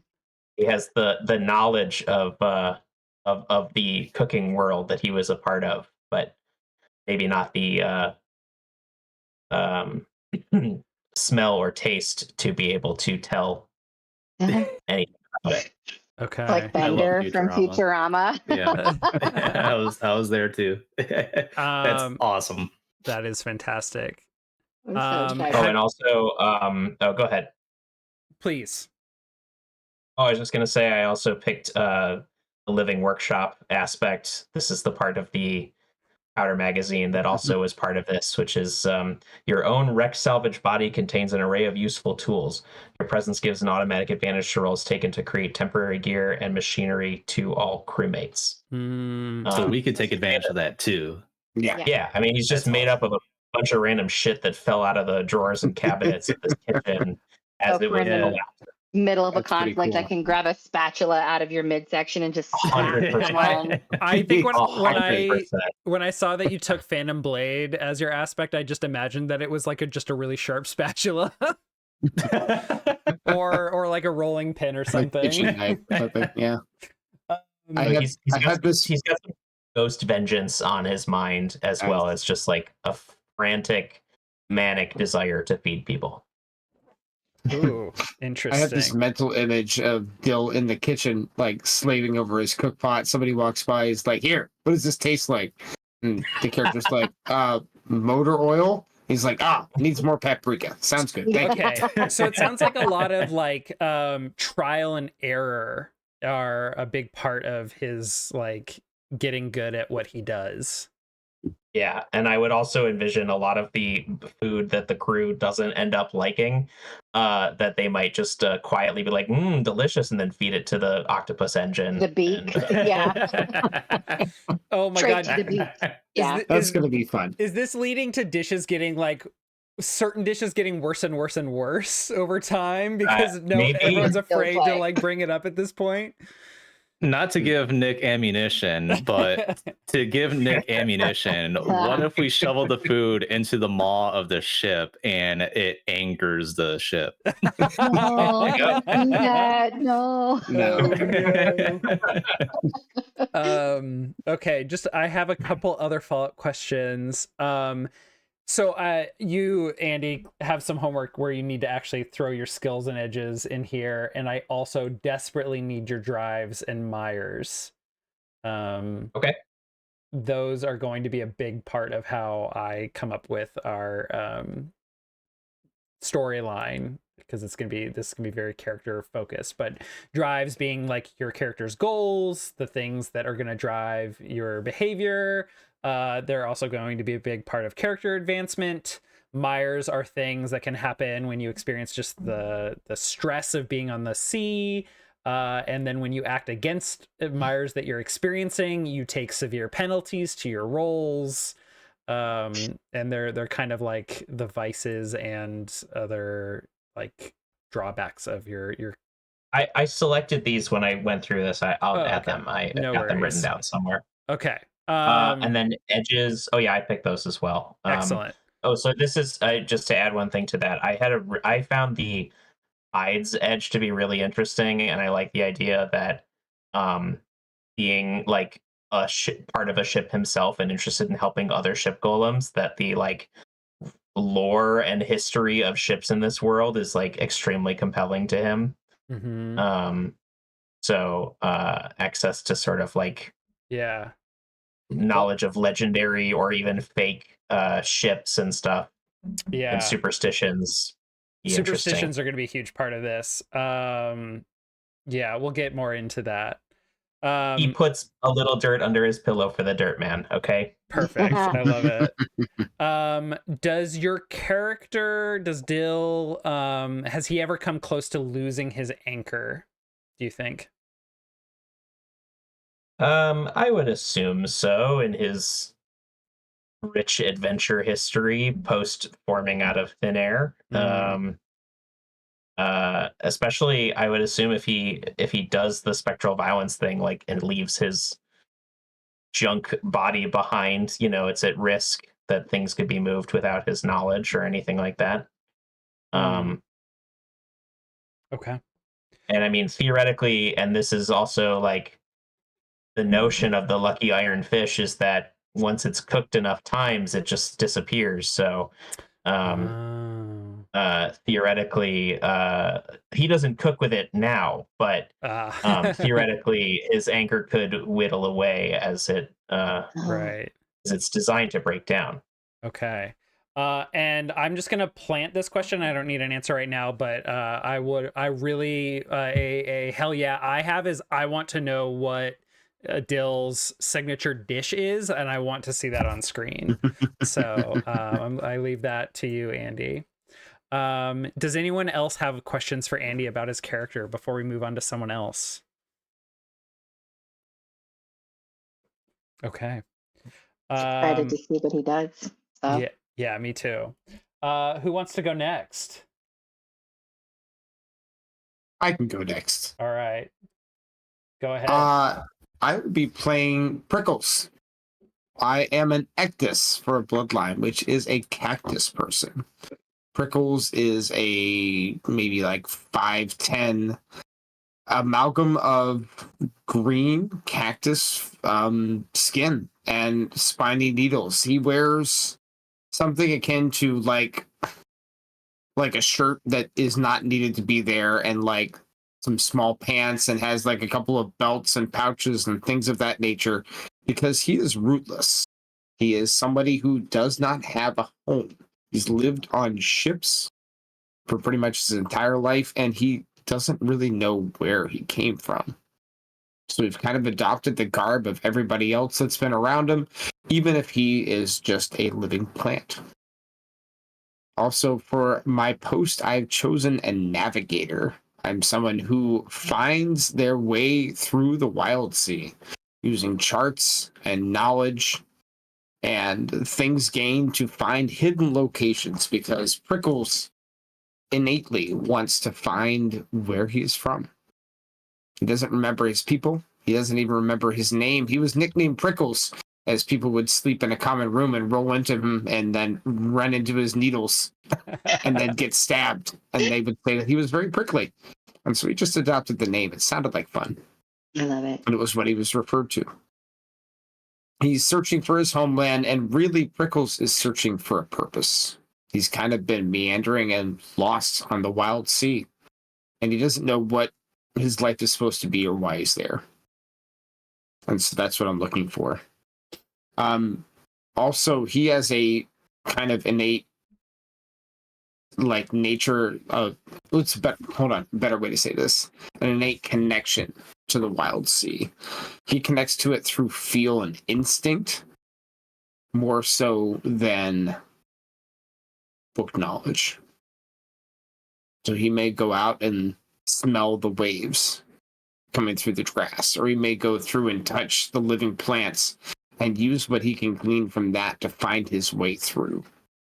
He specializes in navigation, specializes in studying and sensing the area around him, and specializes in moving out through the plants and finding danger for his party to try to keep them safe. A couple of fun things that I have an ornate spyglass that lets me spy out and find secrets among the waves if I have a place to help me look for it. And lo and behold, we happen to have a lens room, so I'll be able to see with my spyglass right out of that. It should be great. I'm also spec'd out to keep us safe from danger and also to keep us moving in the direction we want to go. Born to sail, I always know true north, and I ignore cut on movement-related actions caused by adverse seas or damage to our ship. So it's my job to help everybody navigate their way through the Wildsea and find what it is we need to find. And maybe one day I'll find what I'm looking for.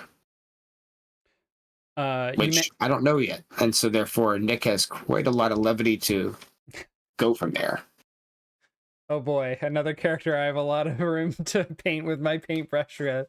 Go for it. So really quickly, you mentioned cut, ignoring cut. Cut, for the listener, cut is basically the difficulty mechanic of this game. For instances where there is like a disadvantage that the characters have, if they're trying to do something extremely precisely, like hitting a specific like called shot, or if there is something particularly difficult to do, like climbing up a tree as opposed to climbing up like a cliff face, I can add cut, which means that whatever their highest die roll is, or if I cut 2, their highest 2 die, those get eliminated from the dice roll and are not counted towards their highest result, or doubles for the purposes of a twist. So cut is a really, really cool, gritty mechanic that lets you see what you could have had and how unlucky you are. Yeah. Excellent. Anything else you were going to add there, Brian? Because of the fact that he doesn't know where he's come from and he's had to deal with being on the sea forever, he doesn't really trust that many people. And so he's found a ragtag group of people who he doesn't really trust, but he's comfortable enough around to know that they're probably not going to betray him. Maybe. We'll see. This weird cook golem guy seems like he's way more interested in whatever food he's cooking than he is about trying to mess with me. I guess we'll meet these other 2 people and figure out eventually why he trusts them enough to be there with them, but doesn't trust them enough to actually like call them friends. Maybe not yet. We'll have to see. We'll see. There. Enough to rely on them to do their jobs, but I like that. Enough to feed the engine. Yep. So you mentioned that your people like ran into you or rolled into you while sleeping. Many Ecdis will like trim their spines. It sounds like you don't. No. Despite the kind of effect it has had on your past crewmates. Do you sharpen them? Do you, I guess, groom your flowers at all? I guess, what's your plant situation? What color are you? What am I sporting down there, Nick? What? No. Yeah, exactly. Oh my God. No, I'm sorry you opened that one up. My plant situation, I haven't put a ton of thought into it yet. But I feel like once I see descriptions of the Wildsea, it'll help me like formulate more of what I feel like Prickles looks like and does and feels. Gotcha. I need to read over the Ectus a little bit more too. Yeah. Like the ideas. Yeah, there's some really fun stuff in their like description of their bloodline. They Ectus don't have a mouth. They don't have they don't have faces. They have no facial features besides a head and like flowers sometimes, which is what they kind of like perceive with. There's this great line: Ectus eat by crushing food in their hands and absorbing the juices, which is really interesting. In a podcast I listen to, there's an Ectus who is a cannibal. Just gonna leave those two sentences there. Anyway, I'm curious to know what you like to eat, and I'm sure Andy is too. I'm sure soups would be good. Soups are probably great. Soups and stews. Throw it on your face. I love it. And then I actually have a question for your and Andy's character. So Ectus will sometimes graft other plants onto their bodies, particularly different like types of cacti, which is I think how you get a lot of the different looks, especially like the looks of like hair, like facial hair or extra limbs or other types of plants that they graft into their bodies. And the Ironbound will oftentimes or sometimes like replace parts of their bodies. So I'll be interested to know if grafting or body replacement, very sci-fi, very cyberpunk, if that is an aspect of either, or I guess aspect is a bad word Rickles choice. now has a beard made of moss. Perfect. Love it. I have to hold true to the moss. Have to do it. Yeah. I imagine you have to like re-moss because bits of it will like fall off over time. So you'd like you just gave me ammunition, Travis. Now the beard is gonna get that's cut. what I'm good for. It's gonna happen. Just proper grooming habits. You know, you got to feed the moss. You got to make sure. Yeah. Yeah. You gotta spray the moss chia on your exactly. face. Yeah. And then pull the dirt out of it so it stays groomed well, and then just stuff it under Andy's pillow, and we're good. You can treat it kind of moss, and like you can treat it kind of like a bonsai situation too. Like you're like, yeah, like shape it. Yeah, a full handlebar mustache of moss. Go ahead. Oh my god, the difference every episode's going to be a different style of moss.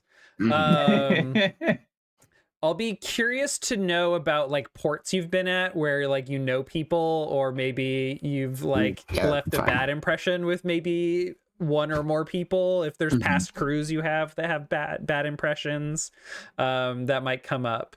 The major question I have right now is like, so do you have a lot of charts that you use, or is that like, are you so experienced and been at this so long that you don't even really bother other than to like read new charts to get up to date information on like the topology and migration patterns of creatures and leviathans and where new landmarks are and stuff? I think I have a lot of stuff with me. I've taken, I think, 3 charts out of my 6 resources as things to have. Plus, we have a navigational suite on the ship. I think that's maybe my past collection of crap that I've carried with me. I don't think it's one of those innate senses for where things are, where they've been. I think that's how I find new things. Okay. Gotcha. All right. Would you say that I'm just kind of assuming that the navigational suite is very much a space that is kind of your own, and that the organization or lack thereof of that space is very much up to you. Can you speak to that? Like, is it an organized place, or is it like me, very ADHD, like everything has their place and I know exactly where those are, don't move things? I think it's very organized and detailed and decorated with flowers and plants and other fauna from the Wildsea that I studiously tend to. It is my safe space because I need a place where I feel comfortable. Oh, I like it's that. my home. So if a person were to come by and borrow something without telling you, that would be bad. Okay. Then I would sneak into their room and hug them in their sleep and stab them with my prickles. Well, Shannon, I would take it back. We'll be at the next port in 2 days. You have that long to pack up. Yep, that is what I'm hearing as well. Yeah. Okay. Travis, do you want to go next? Sure. Or sorry, I should ask, does anyone else have questions for Brian about what did you name your character? Prickles. Yeah. Any questions for Prickles? I do, actually. Prickles, Yes. How do you communicate? How do you speak? Do you use the sign language, or do you communicate through like a hive of bees that are like living within your body, or how do you communicate with your crew, with the rest of us? I think I will speak in the common tongue and you will hear me, but all you will see is the moss moving and you won't know whether I'm speaking or whether I'm like vibrating and making sound somehow. Okay. Somehow it comes out as common, but nobody has any idea how it actually works. I might be wrong, but I think that think Ectus can like move their spines together and create sounds. Mm. And that's how they speak. I'm not I'll have to reread that. Do you grow prickly pears that can be added to food? Yeah. I think one of the aspects I could have taken is that I actually like create fruit off my body. Mm-hmm. I did not take it, but I think it was one of the options. That feels very intimate and be like, eat this pear. No, I don't wanna. It also feels really creepy to be like, oh my God, I'm so hungry. Grabs part of body, crushes it in hand, nourishes. Oh, ooh, okay. I'm just going to bring And- snacks and just crush them in my hand during the middle of the session. Just let it leak onto the ground and just immerse myself as I go. Tomato next week. Good improvised lobotomy tools, cactus needles, instant Ooh, yeah. needles for sketchy medical work. Good point. Okay. All right. Travis, can you go next? I can. Hold on. I just found my third mire, and there's so many things to scroll through here. Hold on. We can have Shannon go next if you want. By the way, Nick, I added my Myers and drives just so you Perfect. know. I did my homework, I swear. You go ahead, Shannon. Right on. Okay. So my character is an ardent. So she's human somewhat. But she is an amberclad as well. And her job on the ship is that she's a dredger. So she's strong, she's tall, and she has no idea who she is. She doesn't really know where she came from, but so ardent being like, that's just the term this fiction uses for human. Correct. Yeah. So she's human. She's just a regular, for lack of a better term, she's a basic white bitch. You know what I mean? She's just a basic white girl with her Ugg boots. But so she's amberclad. She was asleep in the amber for a very, very long time, and she has no memory of where she came from, but she does have selective memory of like of the way that she grew up, or things that she was interested in like prior to her going into the amber. So like Nick and I were chatting about it, and she's super interested in like the millennial culture from Earth, and she's like really into like Taylor Swift. And she remembers like things like the toaster strudel creepy kid for no reason, and she's like always humming like, hey now, you're an all-star, get your game on, go play, and nobody knows why, and she doesn't know why, but that song is on a loop in her head, and it really is upsetting to her.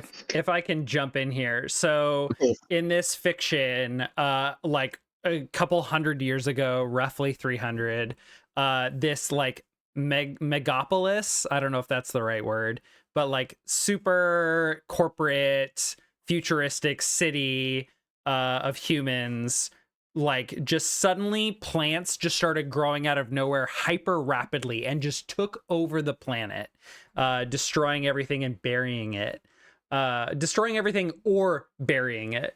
And your character is from this time, but got trapped in like a super amber that kept her preserved all this time. But it also has left her in this state of not necessarily knowing who she is. She is, she's unknown to herself. Like there are things that she has adapted since she has woken up, since she was retrieved from the amber. Her name is Amber. I think that when she was found by this group, she mistook what they were saying. They were saying, "Hey, you were in the amber," and she's like, "My name's Amber."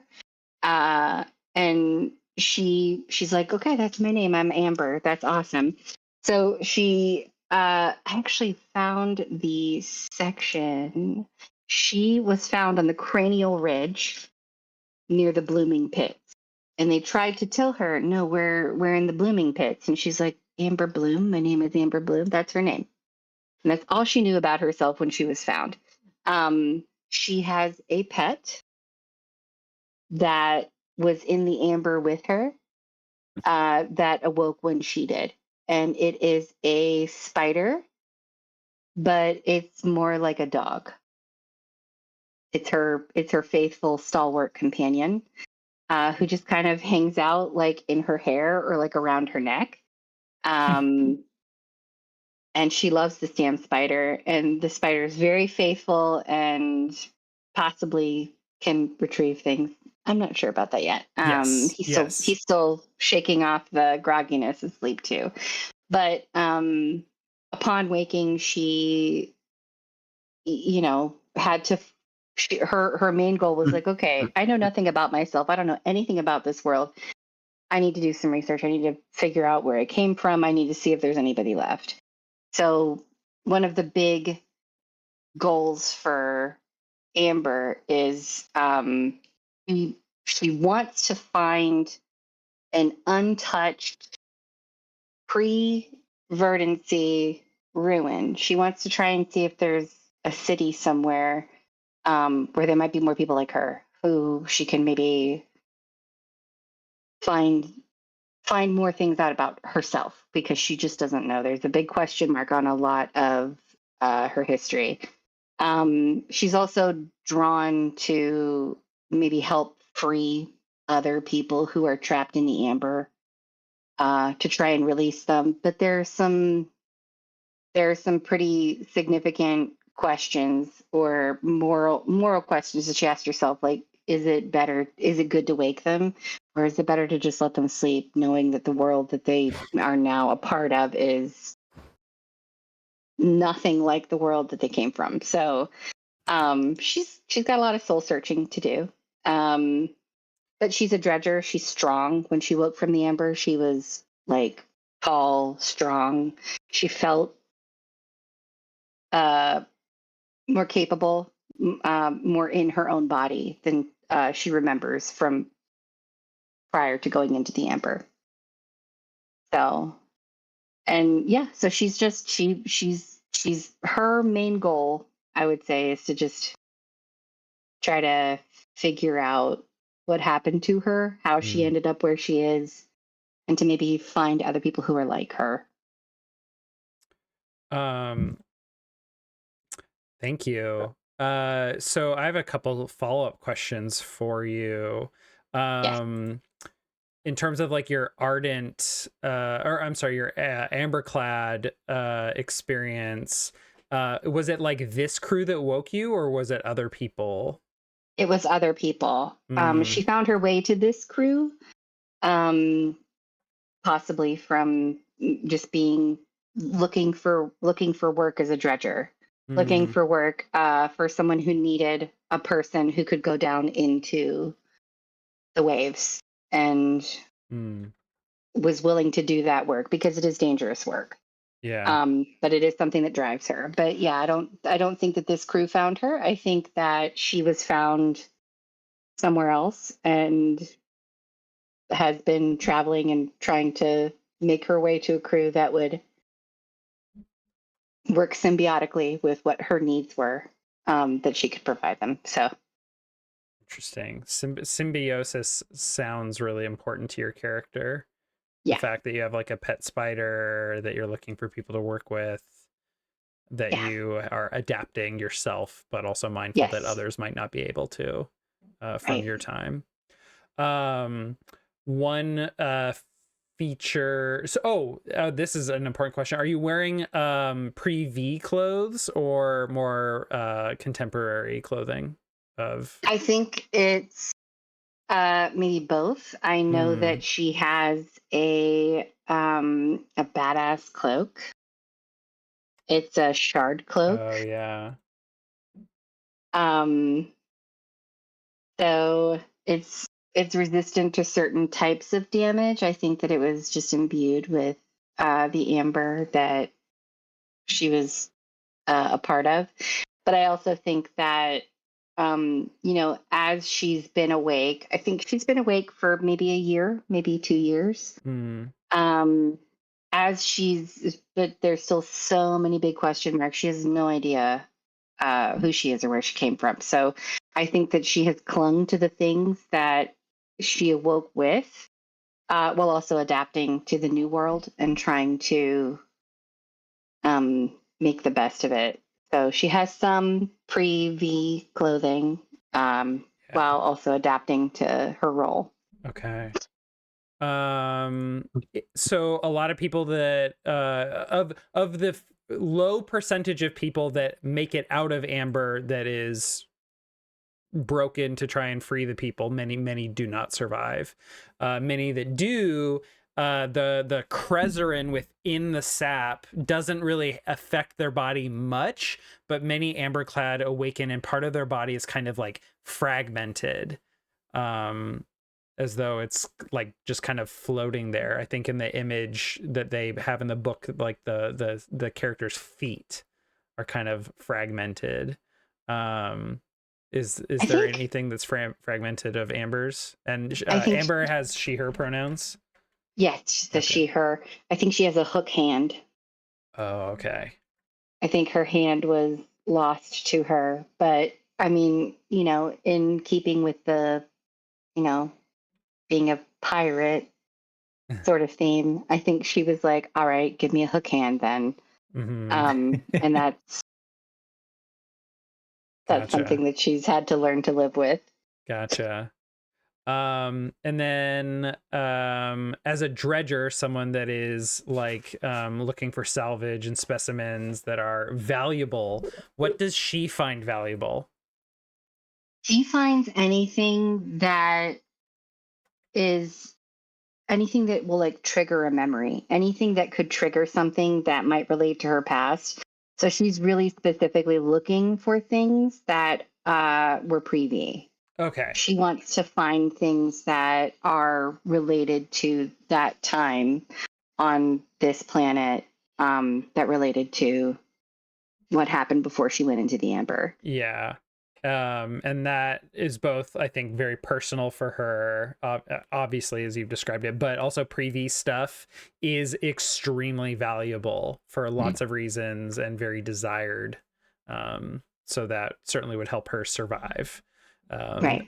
Yeah, it's a very barter-based economy in the Wildsea. So if stuff doesn't trigger those memories for her, and she's not attached to it, she can certainly pawn it off for some, or trade it off for some really valuable stuff. Go ahead and sell that Smash Mouth CD for like 3 months of rations, right? Maybe she woke up with like an iPod Mini or something. Yeah. Yeah. Or a Microsoft Zune. Yeah. Well, this brings me to my last question, and that is, what's the most valuable thing she ever found? Now, I will say that this Earth, or no, I'm sorry, this is not Earth. This is another planet that humans have colonized and built. Like some mega corporation funded a huge, like, quote, utopian megapolis be built here. So this is very very futuristic, what is underneath the surface, but it also sounds like your character might have brought some stuff with her that is more akin to our day and age. She's just super into it. She was like a history buff. She was a big nerd, and she was super attracted to millennials specifically. She felt a kinship with them. Yeah. But I think the most valuable thing that she has ever found in her history as a dredger for the last few years was a locket. And it had pictures in it. And she doesn't know why, but the pictures inside of them like resonate with her. She wasn't found with it, but she did find it on her journey. Resonate. Resin. Amber. Perfect. I love it.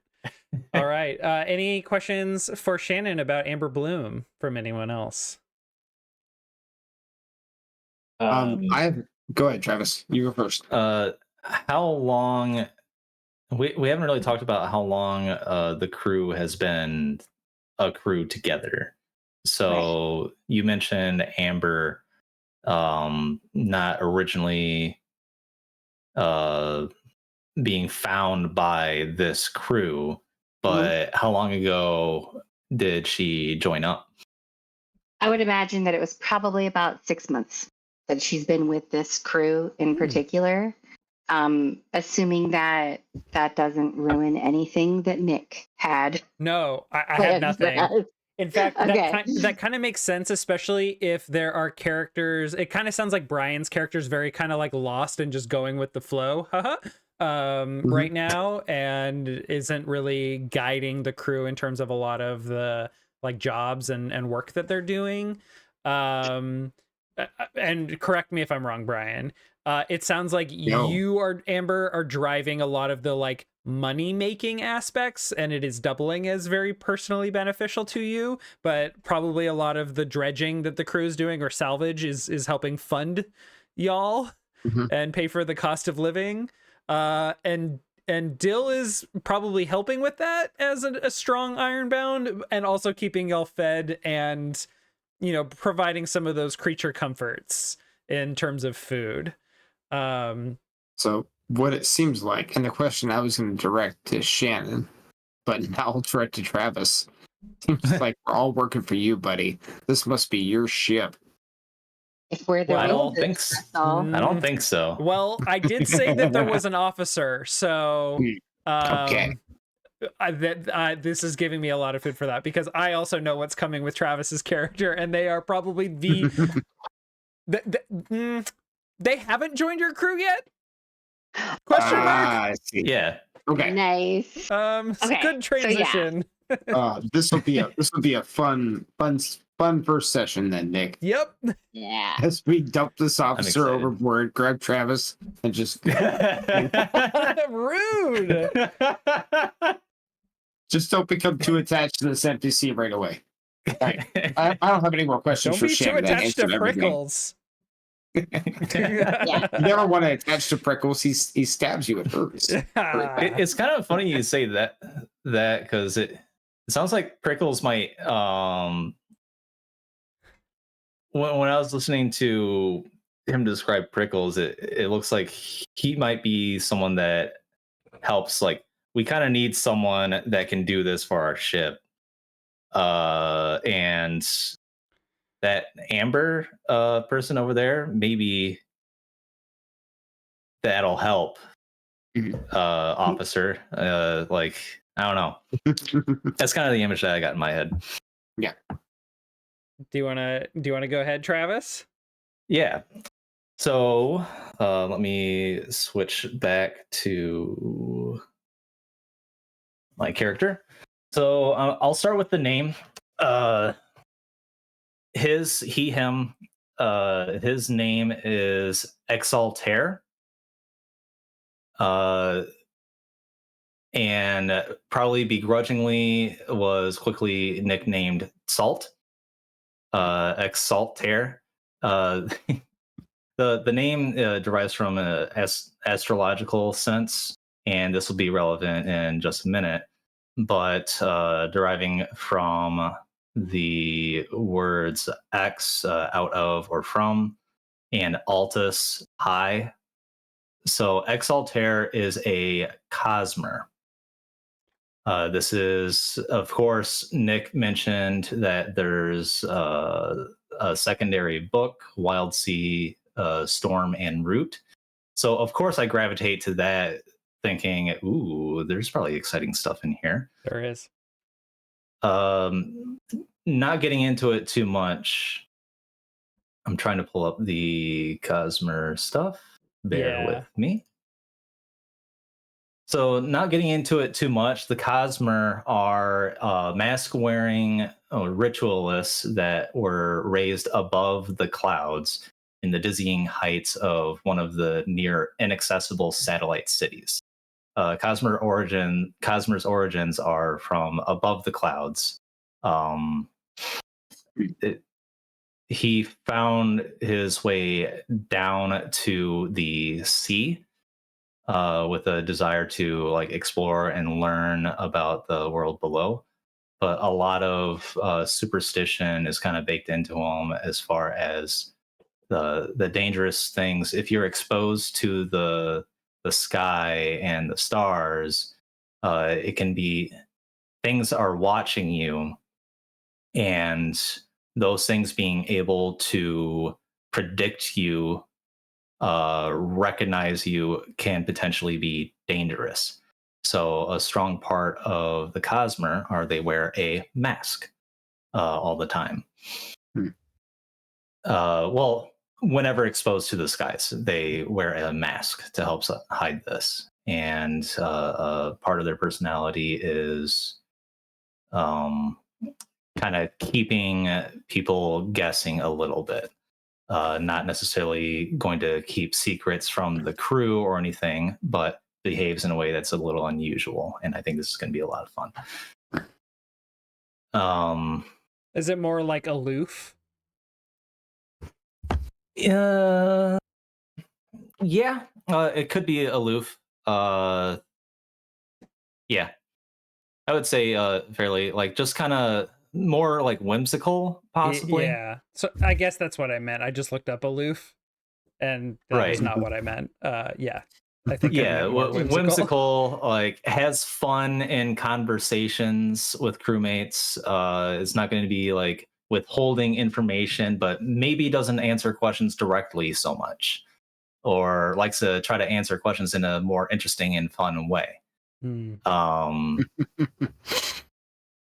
Some other traits for Exaltair are he's a hunter. With this comes like a proficiency with a manifold bow. Back to the mask. His mask is created out of metal from a comet, part of a comet or meteor, and from this same metal was constructed his comet forged saber. So if you've ever seen meteor based jewelry, the metal patterns, it's kind of like crosshatch in an interesting faceted sort of way. That is what his mask looks like. And upon his mask is a living eye of some sort of beast, which helps him see through usually opaque surfaces, so like clouds. He's going to be very keen to keep an eye on the stars, observe the stars when he can, because there's a part of him that misses his home and his family and ancestors. And he's going to be good at, he's got edges edges and grace, instinct, and veils. Not necessarily from the secret aspect, but his lithe and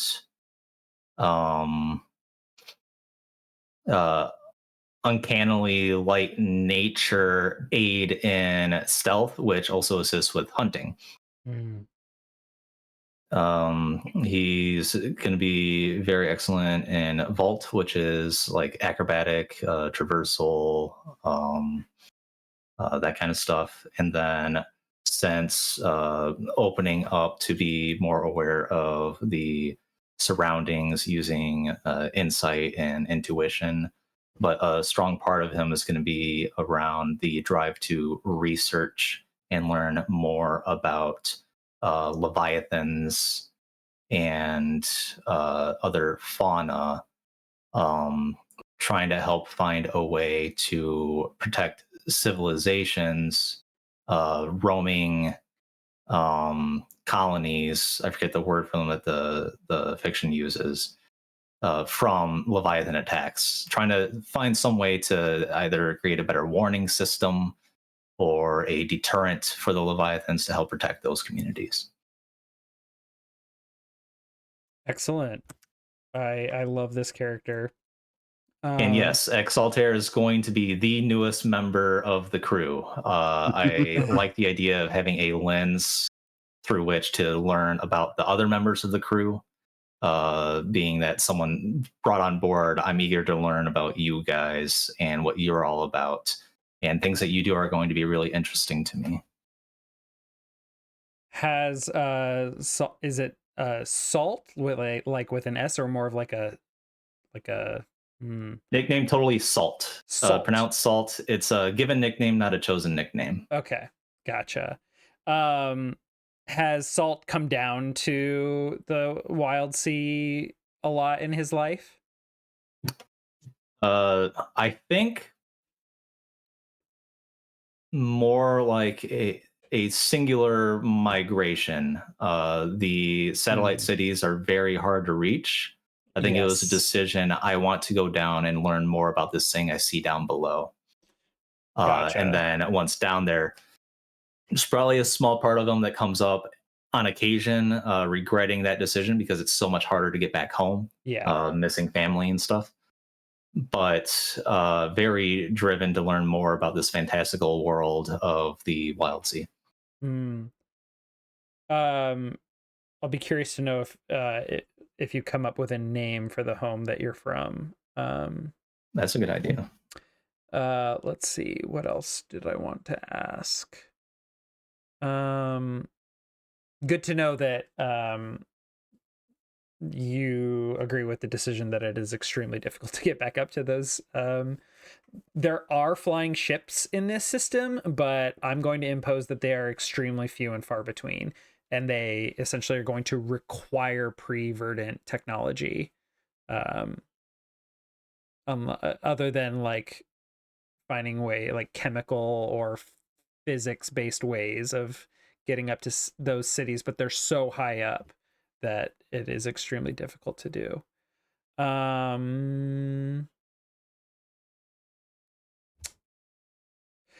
would imagine that given the diversity of leviathans, that the nature of this work to create deterrents or warning systems is going to be very like unique to each leviathan.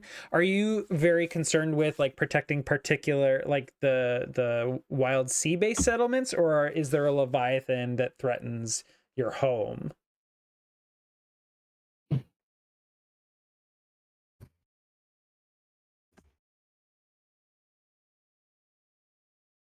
I hadn't considered Leviathan threats to Salt's home, and I'm really intrigued and inspired by that right now in this moment, but I hadn't considered that before. I feel like unless we want to make this a flying ship system, that maybe I'm just suddenly realizing as soon as I said it, maybe I need to walk that back.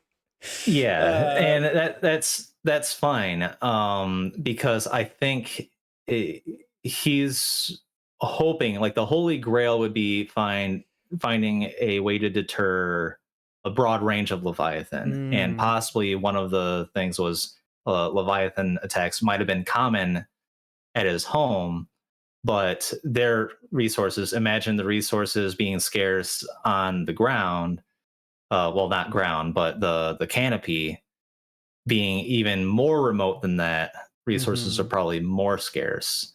So maybe that's part of his research is, hey, if I can figure out how to help against Leviathan here, maybe some of that can translate to up there.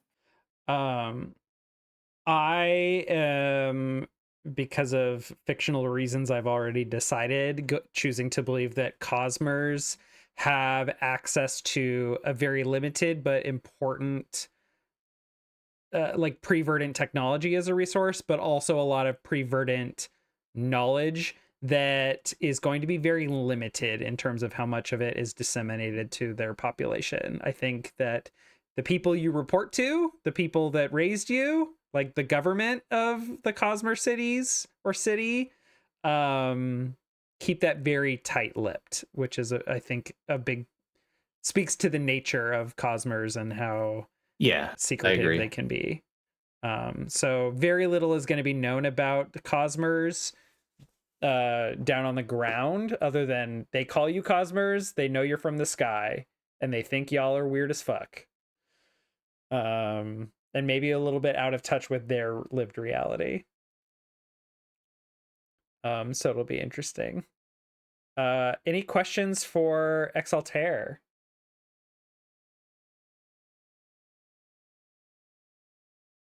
Okay. I will also add that Exaltair has a cloak of stolen stars. So it's like a cloak made out of like constellation patterns, star stuff, which protects him from one of the entities that we'll probably learn more about in the future, called the Watchers.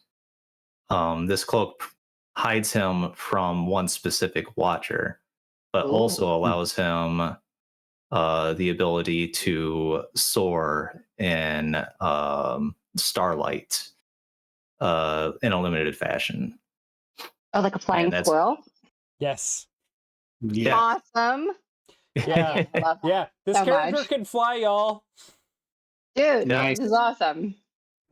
Limitedly, but he can fly. Yeah.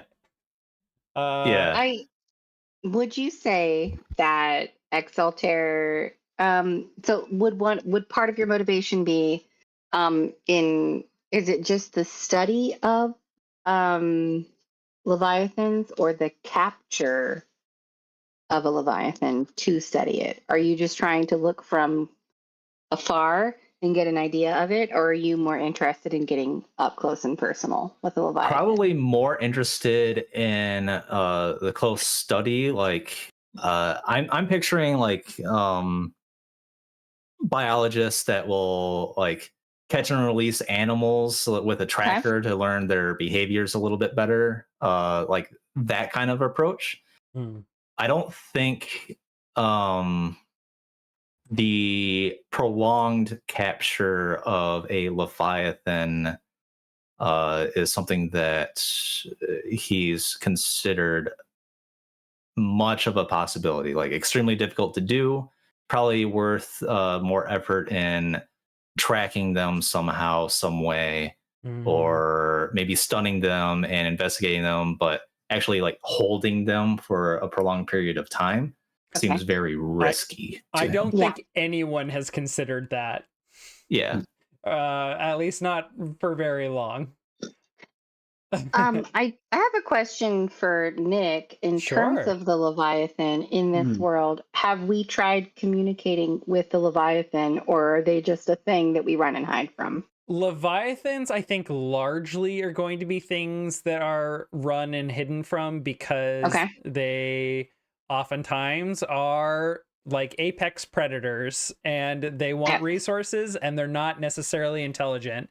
I know that there's at least one I can think of in the book that is extremely intelligent and could be negotiated with, but they're also basically a dragon that likes to hoard things, and they're not going to. Yeah, checkout page. Where is this? Just constantly dangling that Just dragon go in down, front of just me. go You down know to the me. 272 and check out the queen beneath. There are, though, other leviathans that probably can be not necessarily communicated with, but worked with. I think that, like, there's art of a leviathan that has just been like a city's been built on its back. Yeah. And they the turtle one? Well, there is the turtle one. I haven't actually read the turtle one, but there's like a whole other one that looks like a giant, like kind of like lizard creature with like awesome some cities on its back, which is really cool. Yeah. I want to talk to a leviathan. I know that maybe they aren't intelligent and we can't understand their language, but if there's a way to communicate with them to work out something that's mutually beneficial, could be. I want to do that. Could be. I will keep that in mind. Oh yes, it's the start of chapter 5, Journeys, page 66 has a really cool. It's not a lizard. It's like a giant ass insect with like. It's not a city. It's just a couple like. I don't know what you'd call that, like a pagoda on its back. It reminds me of like the Jabba the Hutt is like on that party vessel as they're going out to like throw a bunch of people in the Sarlacc pit. It's like, what if that vessel was like a giant ass bug? It's like a chameleon bug, like a chameleon shaped bug. That's awesome. It's crazy. But yeah, largely you want to get out of their way because they're gonna trample you or like disturb the sea, or they're gonna try and eat you or your resources. That's a bummer. Yeah, they're very scary. But they are a threat, and dealing with them is the stuff of legends. They can come with rewards. They can come with gratitude. They can come with notoriety. There's a lot of reasons to try and deal with them. Okay. Absolutely. Okay. Any other big picture questions or just other thoughts to share from the cast before we wrap? We are like right at time, which is perfect. Well done. Okay. Looking forward to playing this system and having some fun. Yeah, me too. Yeah. I was going to be in a group that was going to be playing it that should have started like 2 months ago, but the stuff happened and we pushed it off. So I'm going to be fireflying without ever having played it before. It's going to be a blast. Oh my god! We'll all learn together, Nick. I know, it's going to be great. We all have some homework to do, but we will be back at the same time next week. 6:30 p.m. Pacific on twitch.tv/Apollo_Nick. Yeah, and I'm looking forward to it. We'll see you there. Really excited. Come join us in the Discord, follow on YouTube, and let us know what you think. Anything? Yeah, I am thrilled knowing the ship now that we're going to be working with, and knowing more about the other crewmates here. This is going to be a really, really fun time. This is gonna be fun. All right. Well, thank you, everybody. We will catch you next time here on Fable Table. Have a good night. Mwah.